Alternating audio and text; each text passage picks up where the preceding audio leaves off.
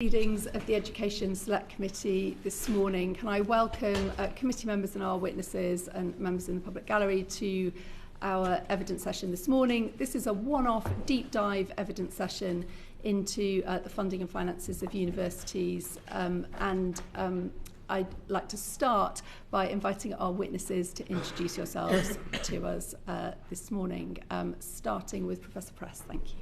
Thank you. My name is Malcolm Press. I'm the Vice-Chancellor of Manchester Metropolitan University and currently serving as Vice President for England and Northern Ireland for Universities UK. Thank you. Hello, I'm Jessica Corner. I'm Executive Chair of Research England, one of the councils of UCEA, but I also lead for UCEA on financial sustainability of the research elements of the university sector. Good morning, I'm Philip Augar. I chaired the panel reviewing post-18 education for the May government in 2018-2019.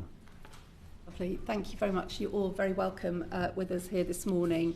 I'm going to begin our questioning with a question to all three of our witnesses. The Office for Students estimates that nearly 3/4 of higher education providers could be in deficit by the end of this financial year. What are the key factors that have led to the current financial challenges in the higher education sector? Shall I begin? Yes, of course. I think there's never a single cause of these events, and I think it's a mixture of errors in policy going back many years and errors in governance on the part of the sector. It's the combination of the two in a generally hostile inflation and interest rate environment that has led to the current situation.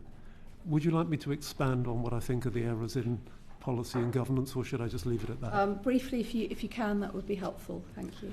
So I sort of take it back to looking at the errors in policy. I go back to 2012, 2013, and these were years when the tuition fee was trebled at a stroke and when the number cap on students was lifted.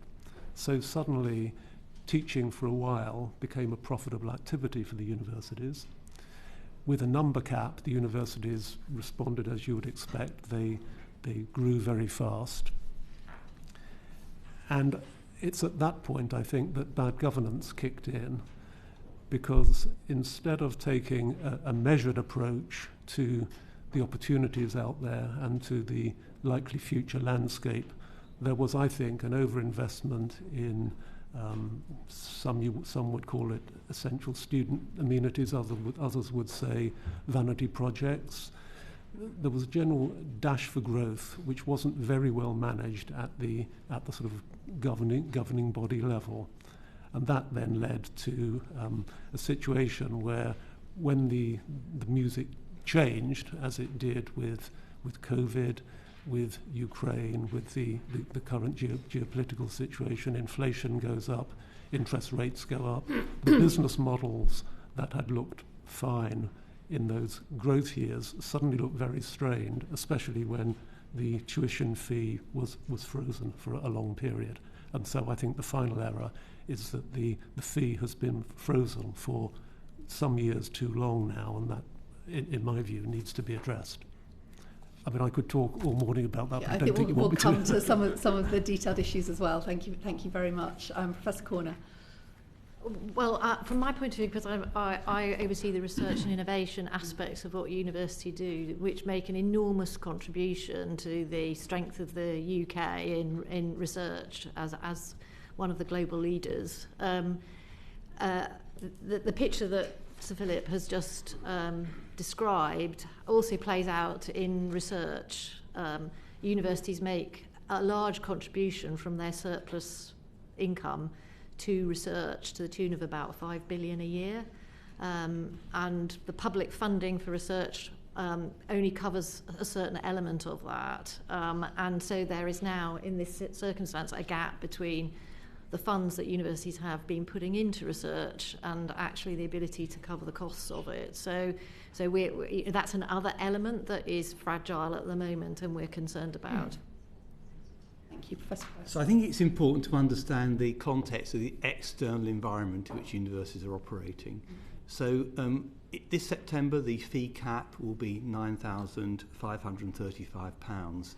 In 2012 money, when the fee was introduced at the £9,000 cap, that today will be worth £5,935.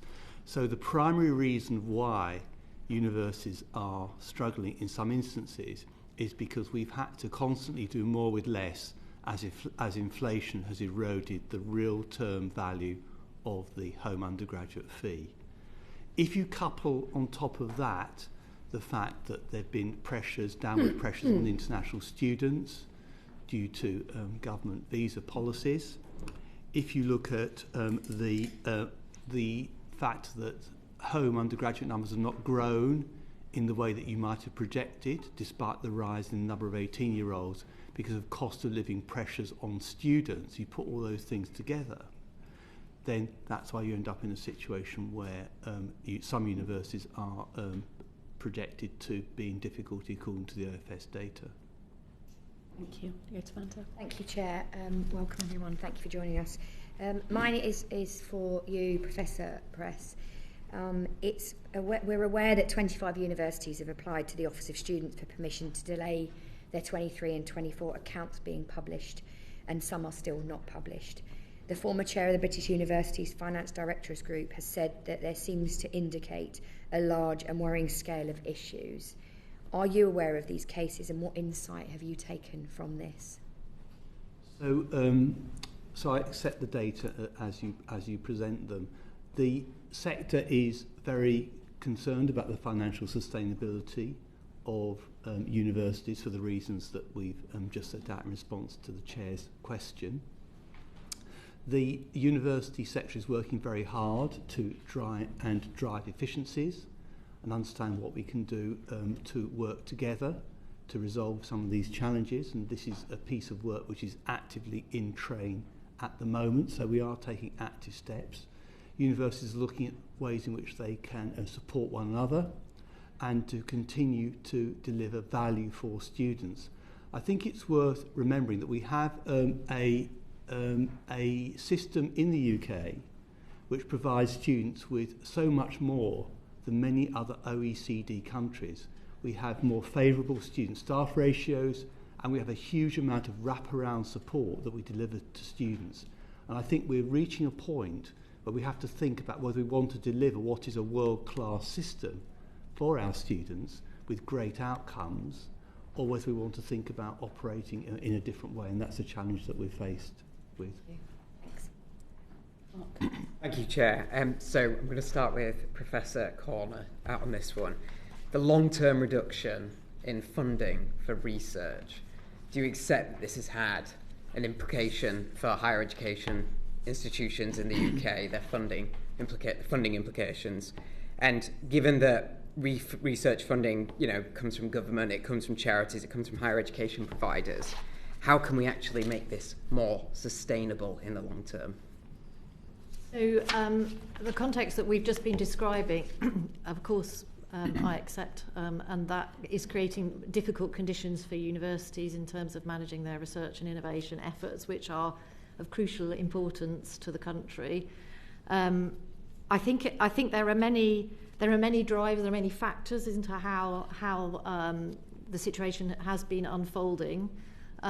Universities undertake research on behalf of many actors, so charities, government, businesses, and other organisations, and some of that they do at less than cost for doing it, and sometimes that's the right thing to do because small businesses, for example, may not be able to afford the full costs of what they might gain from universities' help to them. Equally, government-funded research is not paid for at full cost; it's paid for at 80%, and other organisations don't necessarily pay also at the full cost. Charities and others also don't. So there is an issue as to how do we now, in the current circumstances, try and address the challenges that are in front of us. UKRI has been doing quite a lot of work to really understand what are the factors driving cost recovery on grants, for example, in the system, and has found that it's kind of, there's multiple factors in it. Some of them are about how perhaps the grant programmes the competitions are organised, and some of it around policy, for example, how UKI sets its own policy around what it funds and what it doesn't. But also some of it is around how the system's working, how universities are putting costs together in order to apply for grants, how academics are behaving in a competition and maybe feel that they may be more likely to win if they put in a slimmer proposal and costly proposal than otherwise. And some of this has begun to be uncovered by research work that we've been doing. So we're beginning to address those challenges, and both trying to address our own policies around what can be recovered and improve that a bit, but also let the sector see around those sort of behavioural issues and how they might be improved. And then the next thing is to make sure that other funders go through that same journey and try and cover the gap more. I mean, this is going to take time. It can't be an overnight solution to it. And then, of course, there's funding that comes through Research England, which is part of the dual support system that underpins research in all universities. And there's a question about how best to deploy that in future to make the system work as effectively as it can. Brilliant stuff. And then to our other two witnesses, how do we make funding of research in this country for HE institutions more sustainable? I'll start with either. So building on what Professor Corner has said, I think it's important that we can direct research funds to a mixture of blue skies projects, but also thematic projects with clear translation and impact pathways. Because at the end of the day, the purpose of the research is to grow prosperity and to improve people's lives. So I think that translational pathway is really important.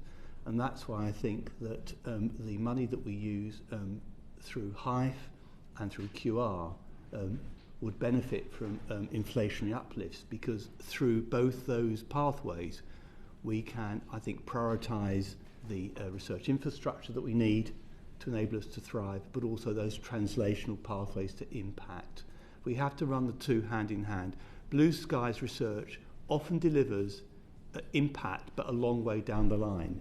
And we need to tension investment in that with investment in what might be more immediate, translatable activities where we'll see a shorter term benefit. So getting the balance between those two, I think, is important. Not really my speciality, research, but there's a blend to be achieved, I think, between alignment with the industrial strategy, with longer-term blue sky thinking, and with research into the arts and humanities that aren't really connected with short-term industrial outcomes at all, but it's not really my expertise. Understood. Thank you very much. Manuela. Thank you, Chair. I need to declare that I worked as a university lecturer for nearly 20 years, and I contributed to HRC funded research projects, and more recently UKRI research projects, funded research projects. So my question for the panel is about the full economic cost and the cost recovery. So the Universities UK 2025 spending review submission said that universities are supposed to receive 80% of the full economic cost of research, but only receive 69.3% of the total cost in 2022-23. So what is driving the low-cost recovery of UKRI-funded research projects, and what changes are being made to improve the rate of recovery? Yeah, so I said some of this in response to your colleague's a question. So yes, we can observe actually a declining cost recovery. It has ranged between about 74% and 69% over time, and it looks like it has declined. So that's the first point to say. And it is all the same factors that we've just been talking about: inflation, increased costs of research, a whole range of things that have been going on. And also it may be around how universities are costing grants and thinking about their research activity, including some aspects of how funders are actually, considering costs that are within grants. So there's a combination of factors that have created what looks like a declining situation. The track data doesn't precisely indicate whether full economic costs are being achieved. That's a sort of an overarching estimate within universities, and it differs between university types. So the large research intensives tend to actually have higher cost recovery and also have a wider range of sources of funding for their research, so can sort of cover things off perhaps in a slightly different way than the less research intensive universities who do rely on the QR funding that we were just describing probably more. So yeah, multiple factors. It looks like it's a declining situation, and so we want to try and see if we can turn that around. And so UCEA has only in the last 2 weeks announced a series of measures that it is taking to try and improve the 80% recovery rate on its own grants. So, for example, it's raised the threshold for capital equipment so that institutions can ask for more money. It's raised some of the thresholds for individual grants so that, more money can be requested for projects. And it's beginning to look at, and also not requiring institutions to put in their own resources as matched funding as part of grant competitions, which had become a bit of a trend over a period of time, that universities were offering to do extra on top of the grant as part of the sort of competition winning in the game approach. And we've now made it absolutely explicit that there's no expectation of that from universities. So that it's multiple factors to try and improve this. And also we've announced increases for postgraduate research students, increases in their stipends so that the funding they receive to live on while they're studying actually does track the national living wage. But equally, what's put in to support their studies to the university is actually increased a bit to try and make up some of the ground that looks like it's been lost over time through the same trends that we've been hearing about. And is that for both masters and PhD students? That's PhD students. Just PhD students. So universities cross-subsidise their activity. It's an ecosystem where teaching and research are intimately entwined. In order to reduce that cost subsidy, the only way we can get through is through economic growth and to realise the benefits of research, to grow the size of the pie so we can actually put more money into driving prosperity. It has to be that, otherwise it's a case of continuing to think about how you can do things at increasing levels of efficiency, which ultimately will affect the quality of what we produce. And sorry, Professor Press, just to press you on that. So are you talking about the internal relationship of the being able to draw down the economic benefits of research for a particular university through spin-offs and the like, or are you talking about growing the economy in order to grow the taxation base so that more government money can be put into universities? What's the economic growth relationship that you're talking about? And both those things. Both those things are really important. So I think we need to do more as a country to ensure that we can spin out and scale up the outcomes of research activity by universities. And I think also we need to understand how universities can contribute even further as part of the ecosystem that will drive growth. So both those things you've nicely captured. Thank you. Caroline?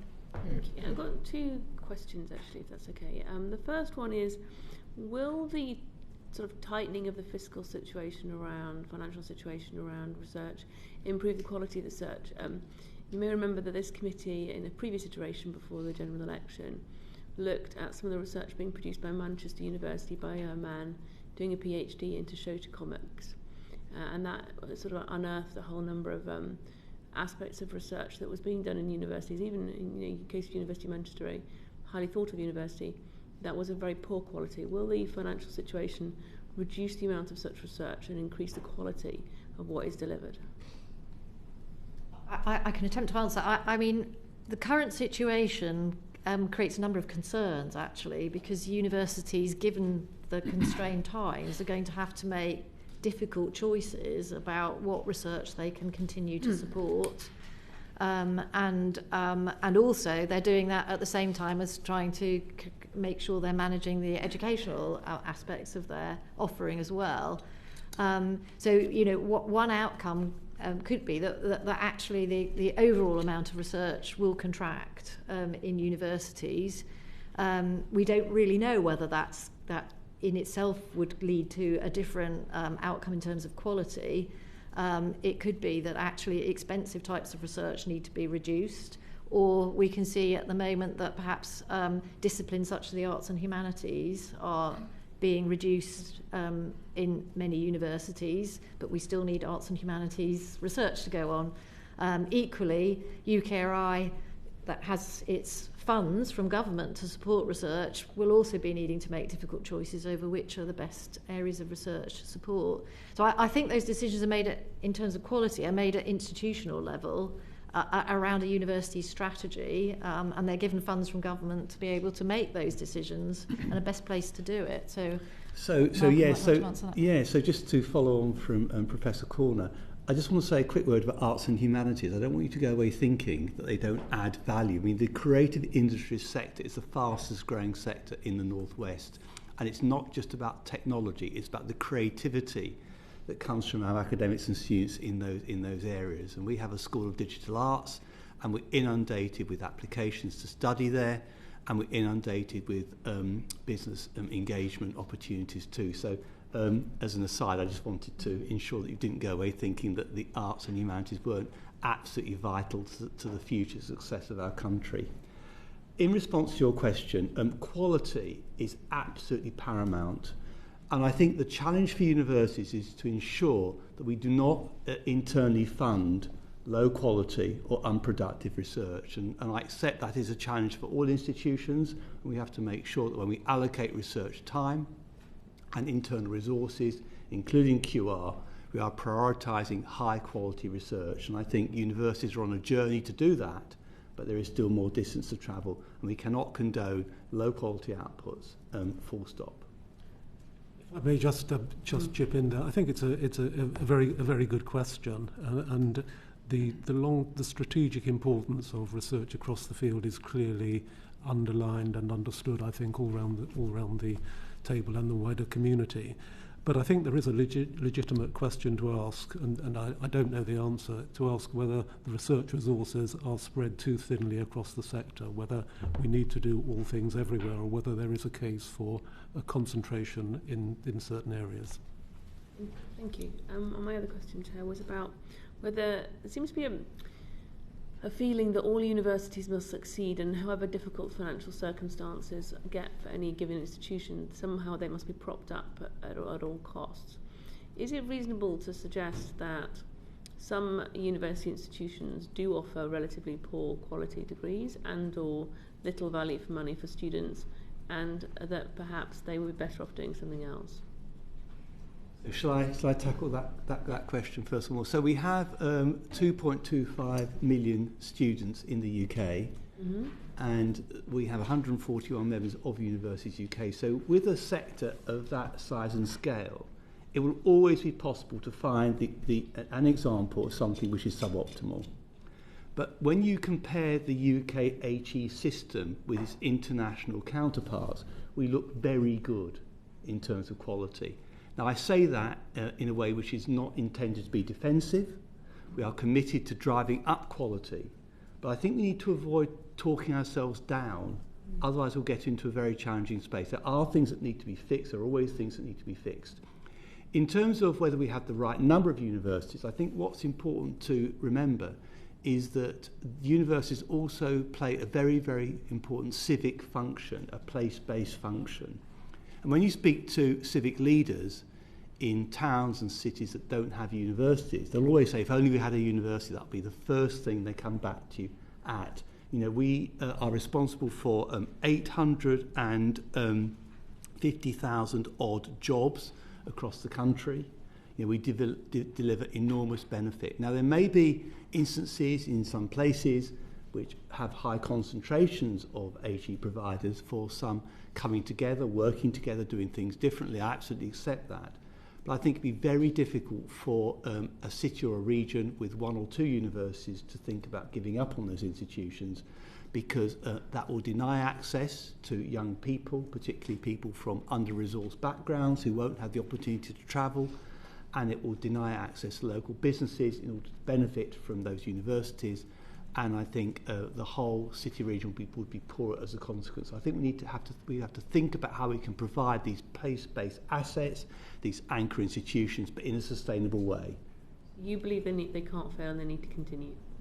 I believe that we need to do our utmost to ensure that universities can continue to thrive. And it may be that they do that in different ways to the ways they currently do it. But I would argue that there must be virtually nowhere in the UK where you could think that we could do without the university or what the university provides. So I think it's about how we package these things and put them together. I'm going to bring Sir Philip in very briefly on this, and then we'll move on. This is an important question. The question is about quality, and I think that universities have to face up to the demonstrable evidence that not all courses in not all universities deliver the outcomes that students want in terms of future prospects. The information is out there. It's not in very accessible form, but that form needs to be made absolutely obvious to students and to parents what the likely outcomes are for the course they've chosen at the specific university. That, I think, is if you like, the price that has to be paid for the increase in undergraduate fee that as I mentioned at the beginning, that I do think is necessary. There's a kind of deal to be done. The fee can go up, but universities need to be absolutely honest with themselves, with students and parents as to what the outcome will be of attending course X at University Y. Thank you. Serena. Thank you, Chair. Back to the consideration of research funding. So this question is to Professor Corner. We understand from board minutes in September 2024 that UKRI was developing an evidence base to understand the impact of interventions across the research and innovation system. What has been learnt in that time in respect to the financial challenges experienced by the sector? As I was describing before, we have a group of individuals who are spending their time investigating how research costs are being played out through the system and how best to respond to that. So that's one layer. We've already spoken about that. UKRI has a strategy and thinks about how it should invest the resources it's given by government, works with ministers to think about what are the priorities around that. We've got a new industrial strategy and government missions to pursue, and UKRI will be working closely with government following the outcome of the next spending review, which is underway at the moment, as you know, to consider how best to use those resources. And many of them are actually invested via universities to deliver outcomes that are great for the country. And as we've been describing, there are universities across the whole of the UK that deliver extraordinary research, and I'm sure that will continue.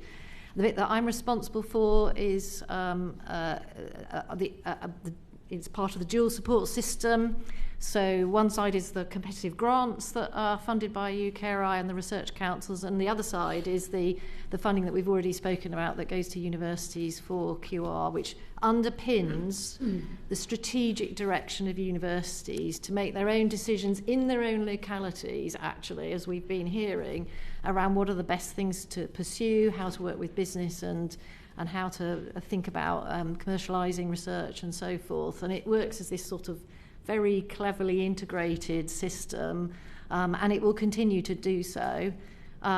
Research England funds 127 universities through that model, and the funding they get gives them a lot of strategic freedom, actually, to pursue research. The problem that we've just been describing is that freedom is becoming eroded by the fact that the costs of research are growing, and the resources that universities have to put in themselves is much more constrained. So yes, going forward, we need to think about the best mix of all of that, and we'll be actively doing it. Aaron. Thank you, Chair. Like my colleague, I refer to my previous interest as a lecturer at a university and a member of UCEA, lecturer in the humanities, in fact, so very pleased to hear Professor Press's comments on that. My question is actually for Sir Philip. Thinking about the review that you did 6 years on, what would you say have been the main impacts and the uptake of the recommendations that you made? Thank you very much. I think about that a lot, as you can imagine. I mean, I think the recommendations set a framework for an integrated system of post-18 education, including further education colleges and universities. I'm very pleased to see that the committee is carrying out a parallel inquiry into further education. And it's set up something that potentially could be aligned with the government's industrial strategy. That framework seems even more relevant now than it did when we published in 2019. Broadly, I think that the direction of travel has been in line with the recommendations, but there have been some places where it's been too slow, other places where it's actually been taken too far, and then other places where it's about right. The about right, the focus on skills, I think, has been very welcome. It was one thing we said in the review was that we had to concentrate not just on the 50% of young people that went to university, but on the other 50% who didn't. And we helped, I think, change the debate there. I think the lifelong learning entitlement, which Professor Corner mentioned earlier, I think is an important building block for this country's future. I think the general focus on quality, which has been the subject of some of the questions around the table this morning, I think we helped in that. And I think we started a debate on what was the appropriate mix between the price for further education paid by the taxpayer and the price paid by the student. So I think all of those things are kind of consistent with the right direction of travel. I think various governments have been too slow on the question of FE reform. It's no good just speaking the language, more money is needed. I'm disappointed that one of the panel's principal recommendations, which was the introduction of maintenance grants, means-tested maintenance grants, hasn't been taken forward. That's an essential building block. I think that a little has been done on low-quality courses, but we're starting to talk the right language, but I think that now needs to be drilled down. But there are a couple of places where the recommendations of the panel have been taken too far, and that is principally, I'm sorry, this is the third time I've mentioned it, the panel recommended a fee freeze until 2023. We felt that there was some excess in the system that could be sort of worked out by a fee freeze for a period. But we wrote before COVID, we wrote before Ukraine, we wrote before the inflation and interest rate increases. That's really now we felt there was some fat in the system. That's gone. We're now eating into muscle, and something substantial needs to happen pretty soon, or we will be facing the question of what to do with a failed university. And you mentioned a number of things there where recommendations were not acted upon in the way that you would have liked. If you were writing the report today, would you make recommendations that boost some of those things that you said have gone too slowly, or would you be making different recommendations completely? Do you think there are new factors and challenges that aren't covered by the original set of recommendations? Ahead of this panel, I reread the report, and I chaired the panel, but it was a team effort, and with 5 experts around the table. And I think the analysis holds up in a remarkably robust way. I think the alignment with industrial needs, with industrial strategy needs, looks even more pressing now than it did then. And I think the general balance of it, the general tone of it, let's focus on both 50%, if I could put it like that, still looks right. What has changed? I felt that this university sector was slow to respond to the report we produced. There was, it seemed to regard itself as above criticism. I think the tone has changed in the last 2 or 3 years. I welcome universities, UUK's task force on efficiency and reform, but the outcome of that needs to have bite. Universities don't just have to do things in the way they always have. There are important strategic questions about the mission of specific universities. Do all universities have to be the same? Do they all have to offer 3-year degrees? How are they responding to the opportunities in lifelong learning, where learners can draw down their student loan in modules? That's got a great potential to fix the issues of place, where specific places have specific challenges. It's a great opportunity to address mature learners. It's appalling the way that the number of adult learners in the UK has plunged over the last, 15 years. The potential is all there. It now needs to be gripped and driven forward, and the committee has a role in that, I feel sure. Very briefly. Can I just make a very brief comment? We all talk about the importance of quality, and it's absolutely paramount, but we have to recognise we do have a high quality system which carries cost. So in the UK, the average student-staff ratio is 14:1. In OECD countries, it's 18:1. In Australia, it can drop to 34:1. About half the costs that it takes to teach a student go on amazing wraparound support, covering everything from IT, virtual learning environments, library, mental health support, careers and employability, catering, students' union, gym, etc., etc. So we have a high cost, high quality system, notwithstanding the fact that there's always work to do to drive up quality. And I think, you can talk about failing institutions, but you can also talk about repositioning institutions to offer education with less favourable student-staff ratios and less wraparound. And that's what goes on in many other countries. You need to weigh up the benefits of the high-cost, high-value system that we have against what a more strict-back system might look like and the consequences of that for the prosperity of the country. Thank you very much. I should have mentioned at the start of our meeting that we're very pleased to have Kirsteen Sullivan from the Scottish Affairs Committee guesting with us today, and I'll bring you in to ask a question at this point. Thank you very much, Chair, and good morning. It's been very clear to me, particularly in recent months, that the challenges faced by universities across the UK are broadly the same. Now, we've heard that the Scottish and Welsh governments are providing extra funding for struggling institutions. In the case of Scotland, the Scottish Government has made available an extra 25 million, but that really is a drop in the ocean when you take it in the context of the struggles that universities are facing. For example, the University of Edinburgh is facing 140 million of cuts in the next 18 months. And Dundee University is looking at shedding over 600 full-time jobs. That said, do you think that the government should be replicating this kind of support in England? And what do you think are the longer-term measures that are needed? I answer that.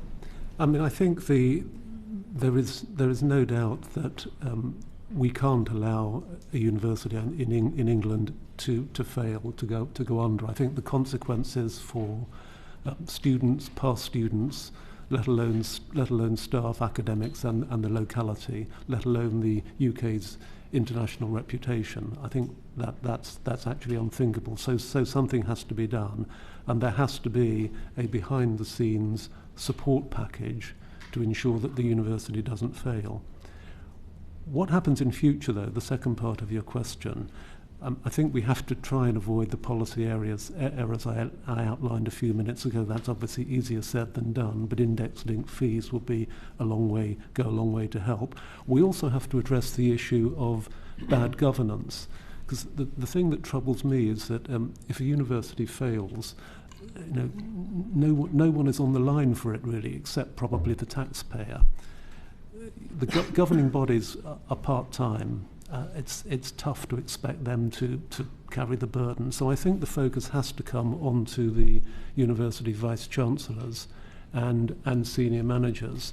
And I wonder whether there is some potential to do in universities what, for example, the banking sector has done, where with high-paid employees, part of the compensation is held back and is paid on a deferred basis once the term has been completed and you can see that the university has gone through without falling over. I think we have to ask these tough questions just to try and improve, to get a grip on the governance of universities. Otherwise, it's a sort of a free thing floating out there with no accountability. I think a transformation fund would be a sensible thing for English universities, because it would help them make the sorts of changes that we want to make so we can operate at high quality but even more efficiently. So I think that would be a good use of public money. Yeah, and I might just add that that kind of model would also be valuable in research and innovation system support and change. I think it's going to take all parties to come together, collaborate, Department for Education, Department of Science, Innovation, Technology, devolved administrations who have similar issues to deal with, and we should connect together. Stable funding, being clear about how that's going to look into the future, thinking about the real terms value of it. But equally, the sector itself might need to diversify and think about what each individual institution, in terms of research and innovation, what is it going to specialise in? Not all institutions should or could do everything, and maybe that's something to really think about, and should we coordinate around it? Obviously, cost sharing facilities and resources. Does every institution need to have its own particular research facility? Actually, no, we can probably do better on all of that. And a really sort of understanding there are lots of incentives in the system that need properly understanding, that drive a kind of unsustainable model. There are top-down ones like league tables, Research Excellence Framework, which I have some responsibility for, how we measure staff performance, and how we compete for grants. But equally, there are sort of bottom-up ones that are how academics think, what they think they need to do to get promoted. So there's a system of incentives that we need to look at and evolve for the future. That's not an overnight job, but it's alongside all these other dynamics that we've been talking about we need to address. I'm very mindful of time, so if I could just ask very quickly, if the government doesn't step in with emergency funding, what alternative legislative and regulatory measures should the government and the Office for Students take to help struggling institutions? I'm glad you mentioned Office for Students. I just wanted to come back and mention that. You interviewed Professor Peck, the new chair of the Office for Students, recently. The Office for Students has got a big role to play in this, not just in terms of rescuing failed institutions, but in terms of looking forward, in subjecting business plans to really robust analysis and trying to see problems coming. Beyond that, the reality is I think it would be too damaging for the sector and for localities to allow a university to fail. That can't happen. So the UK view will be that the Office of Students needs to operate in a much more risk-based way, a proportionate way. At the moment, the regulatory burden feels heavy and increasing in its weight. I don't know whether you're aware, but the average university employs 17.6 people to deal with regulation from the OFS. So the regulatory cost is significant, and I think the increase in fee went up by 13% a couple of years back. So we are paying for regulation, which is important. We need to be regulated. We need to be regulated, I think, in a sensible way. And I very much welcome Professor Peck's appointment, and I'm confident that his knowledge of the system, his experience of surveillance review, will ensure that the OFS has a future which will enhance quality. I'm going to bring Marie. Thank you. I should make sure that on the that I make a declaration of interest that I was employed until last year till the University of Oxford, and I had previously received the HRC scholarship to do my doctorate. it's been fascinating listening to you today. We know that full-time equivalent jobs equate to 2.8% of all jobs in the UK from the university sector. And we touched briefly on growth earlier, but I was just wondering if you could say a bit more what the scale of the growth opportunities there are in terms of jobs and research, looking at the opportunities rather than the negatives. What capacity could the sector flex up to in terms of adding to the overall growth in the UK? And as an aside issue, but part of that, what more could the university sector be doing to be back mapping the education pathways to help close the gaps around economic inactivity for young people that have been out of work for a long time, and particularly send young people falling out of education, so that we are actually not losing those skill sets so early and getting them into the university sector? A really important question, if I may start, and I'll be brief. So one of the things that we're trying to do in Greater Manchester is to work together across the HE sector and with our FE partners, and we are mapping the products which exist, the pathways between those products and the ability of young people to access those products. And I think it's that sort of work which is really important to understand what we currently have and whether there is sufficient information, advice and guidance for young learners, for teachers in schools and colleges, and actually to parents too, to enable the right choices to guide people through those pathways, recognising, as Sir Philip has said, we all have a role to play. So I think there is an important piece of work there which you've nicely touched on. The recent blueprint by Universities UK showed that for every £1 invested in higher education, there's a £14 return. So I know lots of sectors bandy around these numbers, but we do think we have the evidence to support the fact that universities can contribute to growth. And if you look at my own institution, just as an aside, the GVA of my own institution outweighs that of both the Manchester Football Clubs, United and City put together. So we have a really big, we make a really big impact at Manchester Met. And that will be true for every university across the country. So I think we have a really important role to play. I would just add to the picture for the sort of research and innovation side of what universities do, which is absolutely extraordinary contribution, working with businesses, very large and small, using their intellectual property to develop spin-out companies, and with students who develop start-up companies, actually. And universities use the funding they receive from UCEA, particularly the higher education innovation funding, to do that. And I go around the country witnessing this, and it is extraordinary. And I don't see any stepping back from that, even given the current circumstances that we've been talking about this morning. Actually, I think all the indicators are that they can use those sort of resources extremely well, and to support and deliver outcome for local and regional economies.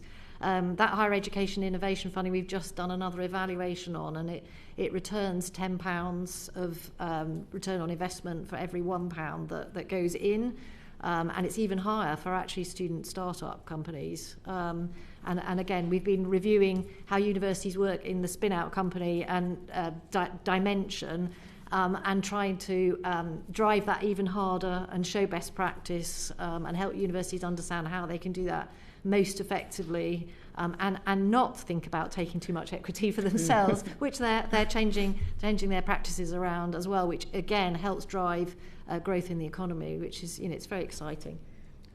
Just very briefly, the reason I agreed to chair the panel reviewing post-18 education was that the remit was everything: further education, apprenticeships and universities, and I felt that the right question was being asked, and I think you asked the right question as well. We have record numbers of NEETs. The solution is not going to come just out of FE or just out of apprenticeships or just out of universities. They all have to work together. I'm encouraged by what Professor Press just said about that, and Professor Peck, actually the chair at the OFS, is the outgoing Chancellor of Nottingham Trent University.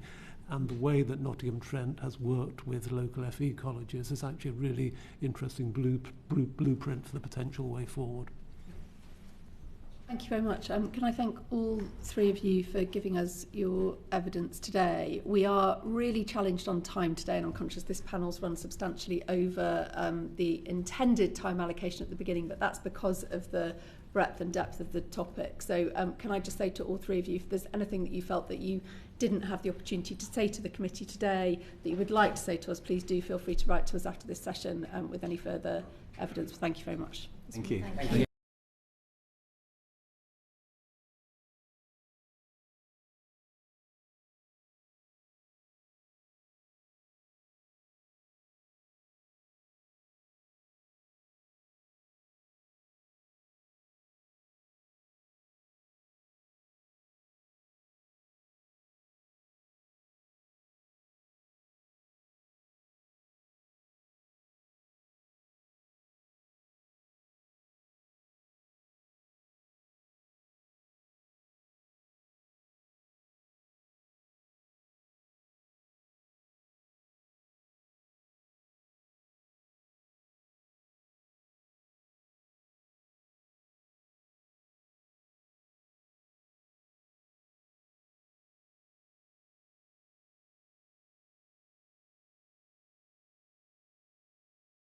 Our second panel this morning, you will have seen that we did run slightly over time with our first panel. We are keen to cover as many topics as we can with this session this morning. We have got quite a lot of questions. If I can therefore encourage all of you to be as succinct as you possibly can be in answering our questions and to take up the offer of following up in writing with any more detailed information. That would be a great help to us in getting through everything that we want to this morning. But can I invite you now to introduce yourselves to the panel, starting with Raj Jethwa. Raj Jethwa, Chief Executive of the Universities and Colleges Employers Association. Rachel Hewitt, Chief Executive of MillionPlus, which is the Association of Modern Universities. Hi, I'm Hollie Chandler. I'm Director of Policy at the Russell Group. So we represent 24 research-intensive universities across the UK. Thank you very much. And I'll begin our questioning. We've heard that a number of higher education providers are facing very significant financial challenges. Those challenges are well reported in the public domain. Could I ask you to say a little bit about how those challenges vary across the sector from the perspective of your different organisations, perhaps starting with Dr. Chandler?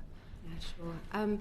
So I think what the Office for Students analysis has shown that actually providers of all shapes and sizes are facing significant financial pressures. This isn't an issue that is confined to just one part of the sector, and that does include Russell Group universities. So our universities are working both within their institutions and collaboratively to try and make efficiency savings. So just to illustrate some of the things that they're trying to do is to kind of work together, Manchester University with Manchester Met University, to provide mental health services for students in the area and to do that in collaboration. We're also looking to share research facilities where possible to try and ease some of the financial challenges. So the University of Liverpool has an agreement with John Moores to share research facilities. So there's a lot of work underway to try and improve efficiencies.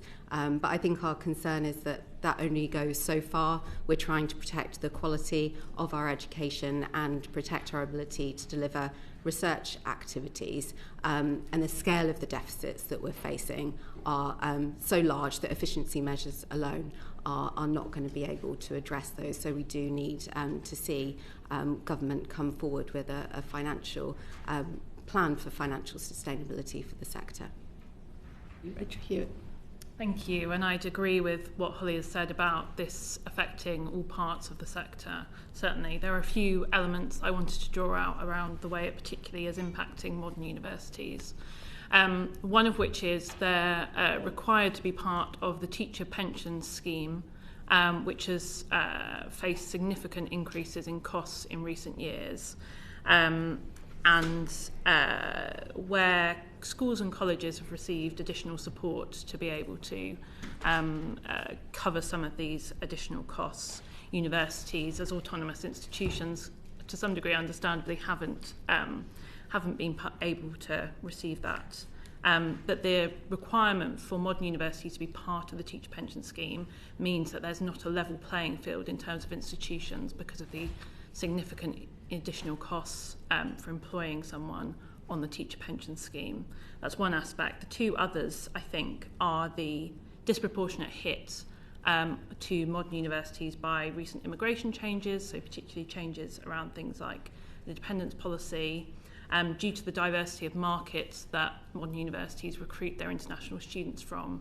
They were hit more by these changes than other types of institutions. And then finally, the kind of additional support that's put in place by modern universities for disadvantaged students. So the universities I represent have widening access at the heart of everything they do.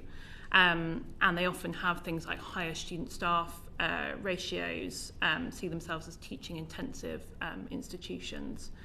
But of course that additional support that's needed to be in place and I think will increasingly be the place with kind of the COVID lost learning coming through as well, obviously comes at additional costs in addition to everything the panel's already heard this morning in terms of the financial challenges.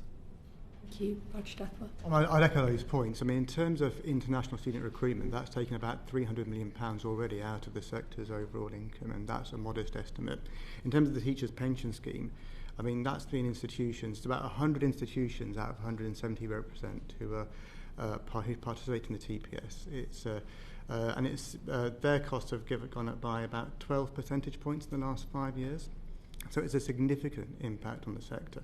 But what's also hit all employers in the sector are the changes to national insurance contributions, and that adds something in the region of £400 million to the overall pay bill. And it does impact different institutions in different ways. It isn't simply the rise in national insurance, but also the lowering of the threshold. So if you've got small specialist institutions, particularly those that are built around an offer of specialist disciplines or subjects, the arts, for example, where their employment model includes employing people part-time because they're still based in the industry of the sector. Previously, they weren't caught by national insurance, and now that's a significant additional cost for them on top of the wider cost of the sector of those changes. Thank you. So at the most kind of dramatic end of the spectrum of action that universities are taking, we're hearing about universities making significant numbers of redundancies and also closing departments and courses. What's your best advice to institutions to navigate a way through the current financial challenges? I can maybe start in terms of redundancies. I mean, it's an impact being felt across the sector. It's not contained to any one particular type of institution. And there's no doubt the human impact of this. Institutions are approaching this as carefully as they can. Several years ago, as the Employers Association, we agreed a statement with the unions about how institutions should approach redundancy situations and restructuring. All institutions will try their best to avoid compulsory redundancies. And I speak to institutions on a daily basis. My team speak to institutions fairly regularly to give advice about how they handle these situations. I can say that at the forefront of how institutions are approaching this is the desire to avoid compulsory redundancy. So in the last full financial year, 23-24, there was something like 80 restructuring exercises which included redundancy, and that removed 3,000 people from the headcount of institutions. The vast majority of those were done through voluntary measures and very few were compulsory. But I've got to say the pace of this is picking up. So since September 2024, which is only a part year, we're already aware of about 60 institutions going through restructuring exercises, and that's already looked at 3,000 job losses. That saved £160 million from the pay bill. The previous year was about £190 million. But from March of this year, we're aware of about 40 institutions with live short-term restructure or time-limited restructuring exercises. That will look to take another £300 million out of the pay bill. So the advice we have to institutions, which I know they're all following, is try your best to follow all measures before you get to compulsory redundancy. But from the conversations I have with institutions, I'm really sure that is exactly the approach they are trying to take. Rachel, yeah, thank you. I think there's no Vice-Chancellor that I speak to that isn't undergoing some sort of significant transformation programme and looking at the efficiency of the institution. Some of those have been underway actually for a number of years based on kind of seeing the challenges coming ahead. Some of the ways in which that's being dealt with are obviously through voluntary redundancy schemes, and also looking at the sort of management structures, things along those lines as well. There's also significant work on things like estates, looking at capital projects, building stronger relationships with local partners, which are often well established within the institutions I represent, and also looking at the academic portfolio, and obviously that's where we get into concerns that where that's being done by individual institutions, it may lead to kind of cold spots. There's also lots of collaboration going on between the institutions I represent to share experiences and understanding about how they can help move these efficiencies forward. So I think there's a lot of work underway, but not without its challenges in implementing. Yeah, thank you. I would echo those comments and just emphasise that these are really difficult decisions for our universities to be making, and they will be avoiding redundancies where possible. But the financial pressures are such that action does need to be taken to ensure the future of their universities. And I think that the priority here is to support staff and to protect the quality of our education. I would also kind of add to the comments around kind of portfolio reviews.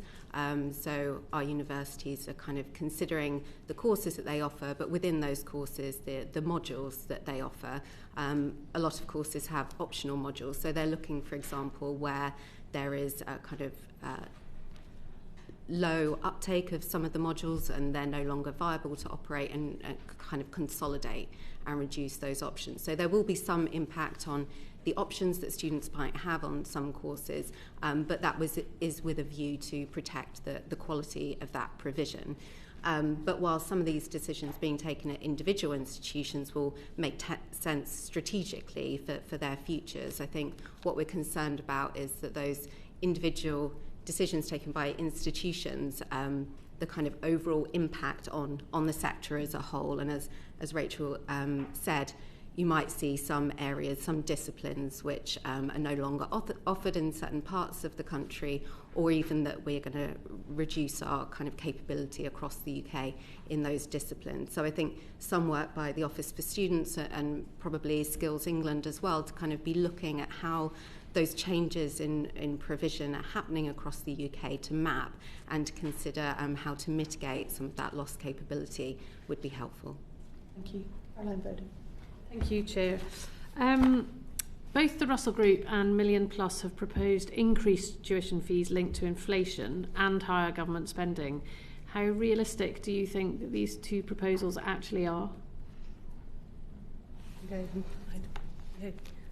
So we appreciate the economic context here.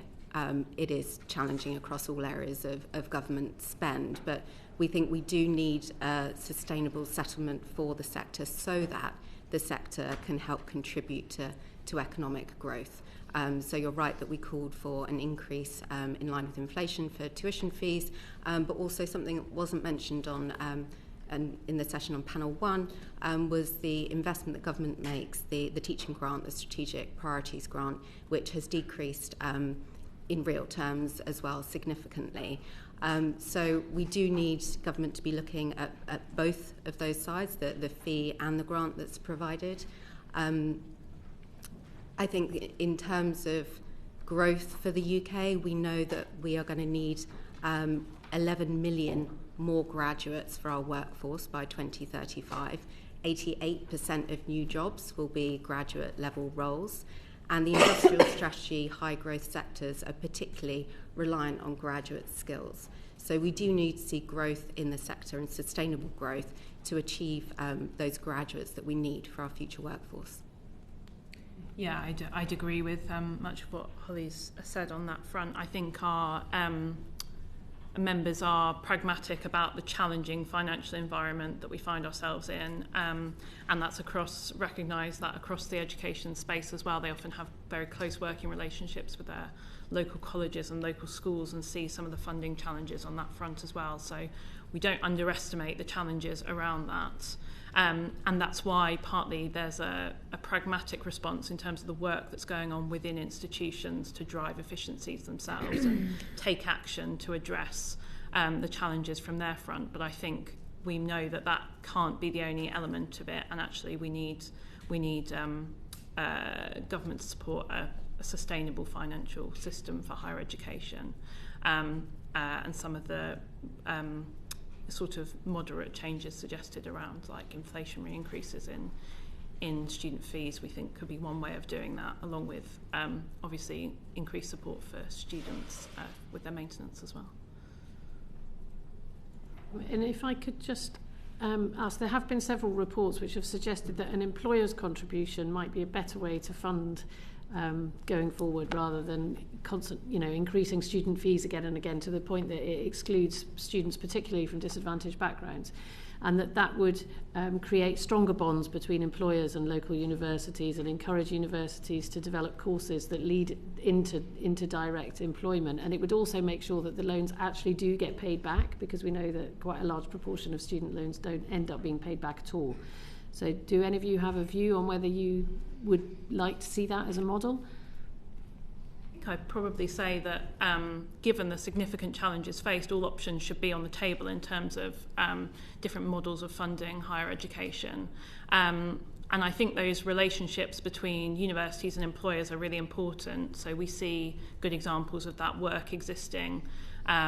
For example, the development of satellite campuses at some of our member institutions, which are designed with local employers, local authorities, to help address cold spots in higher education already. So there's some of those kind of existing relationships between employers and higher education that I think could be strengthened. And universities are looking to do that. So it would be complicated, I think, to implement, but I think it is important at this point that we think about what we want to see from our higher education system and how the funding can support it to get to that place. Thank you, Chair. Good morning. The Secretary of State set out 5 priorities for the sector to focus on around access and outcomes for students, economic growth, civic role, teaching standards, and obviously the reform packages that you've been talking about in institutions. What conversations have you had with Secretary of State or the DFE around implementing those changes and meeting those expectations in the current financial climate? I'm happy to go first. So I think we broadly see all of those 5 priority areas as being very important. We've been speaking to officials in DFE about how they're kind of taking shape in terms of government's reform plan, which it intends to publish in the summer. I think we're still kind of wanting to see more clarity on what the government sees as the problems in achieving some of those aims that the Secretary of State set out and what its expectations are of universities. I think we need to kind of recognise the good practice that already exists in the sector and look to build on this. So, for example, when it comes to access, providers in England have just agreed 4-year access and participation plans with the OFS, which set out very kind of stretching objectives and targets on increasing the number of disadvantaged students that come to our universities and supporting them during their studies, and have also committed significant funds. So across the Russell Group, that's £250 million a year to deliver those plans. So where change is needed, and that's evidence-based, fine, but we don't want change that is disruptive for the sake of change, which might impact our ability to deliver on some of the plans that have already been put in place and the progress that we want to see in the sector. And I think this is important so that we're using our resource as efficiently as possible to drive the progress that we want to see.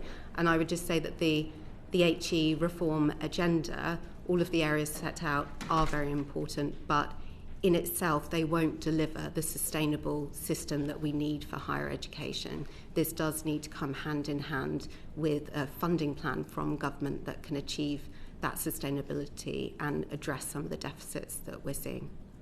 Just quickly on that, are there any of the reforms that are being asked that from the Russell Group's perspective you perceive to be change for the sake of change and disruptive rather than, I think you signalled broad agreement with them to begin with. Are there any specific concerns you've got? I mean, we still haven't seen the kind of detail of what government's intending in terms of policy, but I would say that access is an area where the sector's worked really hard to develop evidence-based plans and initiatives that it wants to deliver, and has just started delivering that. So we need to give those time to deliver and to see the progress, and there is a risk that if we disrupt them at this point, that will impact our ability to see that progress. Thanks. Yes, I think we welcome the sort of areas focused on in terms of the HE reform principles, as seeing a lot of parallels between them and what we describe as the shared missions of our member universities. So the civic role being key, widening access, teaching excellence as being kind of key areas of focus for higher education. So again, as Hollie says, we're working with the DFE on the kind of next stages of that and look forward to seeing some of the detail that sits beneath that. My one concern would be the final reform principle, which is around driving efficiency and reform in that area, could possibly knock into the other areas, in the sense that where universities are driving efficiencies and really focused on maintaining quality student experience, it's at the heart of what they're doing, can they still maintain all the elements of their civic role that they've had, you know, the supporting activities in the local community? If they're making tough choices, student experience and quality has to come top of that list. So does that have a sort of detrimental impact? And I think that's where, as Hollie says, the reform principles themselves can't solve the funding challenges that we're facing. But yes, important areas to be looking at. Just a final point on the particular pillar around driving efficiency. The one concern is a slight anxiety I have, but this will require at some point potentially different forms of collaboration and operating models, and within that, staff engagement, workforce transformation is absolutely crucial. But the longer there's a lack of clarity and institutions having to make present time decisions about workforce change to try and meet the challenges they've got financially, that could just make it much more difficult to reach some of those efficiencies in the future, particularly ones that are actually genuinely transformative in terms of the offer to students and communities. And so clarity soon would be really helpful, but also has to be seen within the context of you really genuinely engage the workforce to try to deliver this. And the more there's ambiguity, the harder it gets to kind of reach that position. Manuela. Thank you, Chair. So my question is about franchise partnerships. The National Audit Office and Public Accounts Committee have raised concerns about franchising. That includes profit and surplus taken by franchised and lead providers not being spent on better outcomes for students, but also there have been press allegations of fraud and corruption. What is your assessment of these concerns? Okay, first on that.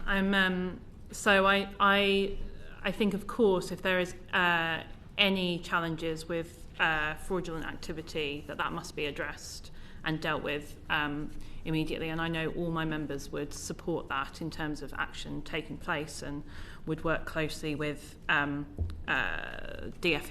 and the SLC on making sure that is the case. I think franchising has been used as one of the measures as part of a kind of wider group of work in terms of access, so sometimes can be used to help with things like cold spots, with delivering non-standard higher education that could be perhaps better delivered through franchising partners and supporting mature learners. So I think there is a role for franchising to play. We are very supportive of the proposals set out by the DFE and have supported those in our consultation response around franchising partners being brought onto the OFS register. And I think, I guess, where there are issues that come up, we must recognise that those students on franchising partnerships are a small proportion of the student body, and the issues raised are suggested to be a small proportion of those students. They must still be tackled, any issues must still be tackled and dealt with. But yes, I guess sort of recognising the proportionality as part of the whole system as well. I would just add that we're also very supportive of DfE's proposal for franchise providers to be registered with the OFS, because we think this will ensure greater regulatory oversight, and where there are instances of abuse, that robust action should be taken. Only 5 English Russell Group universities have franchise provision, represents less than 0.5% of our students, so it's a very small number, and generally these arrangements are not, the motivation is not profit.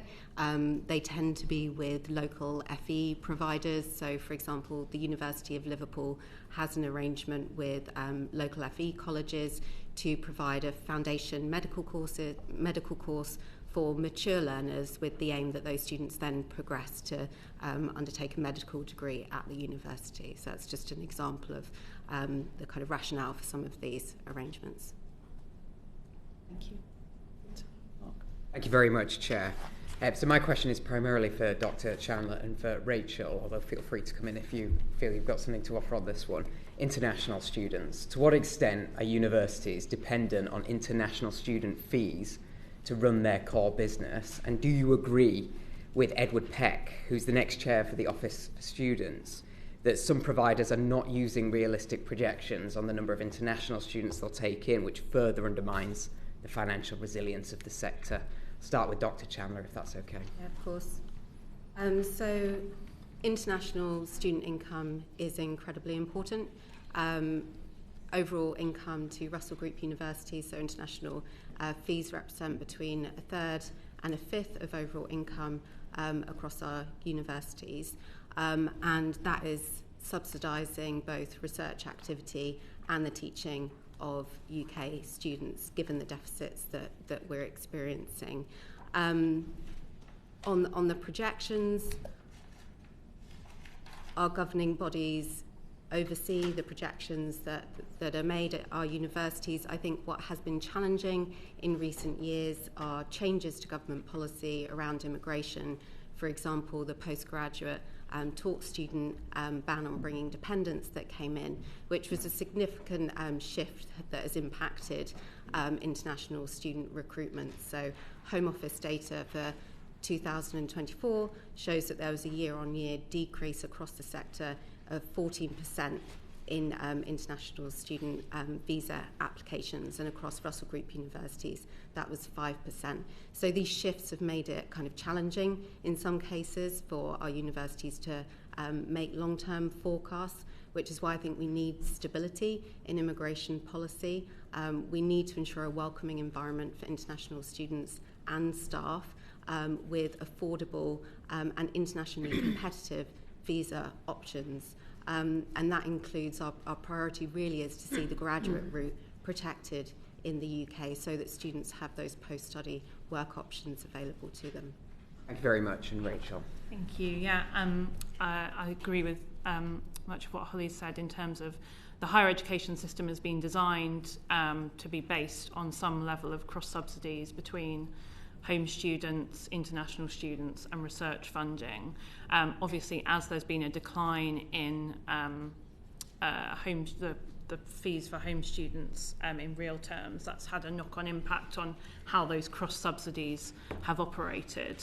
I think in terms of international students, it's always worth reiterating that both they bring great financial benefits to the higher education system, but also richen our university campuses, wider social benefits as well. And I think, as Hollie says, the challenge, I think, rather than necessarily university planning and targets, is partially around the changeability of government policy in this area. And we've seen that over the last few years. I think what we'd really like to see is greater planned system of setting out what the government would like to see from higher education and international students, and hope to see that as part of the international education strategy refresh.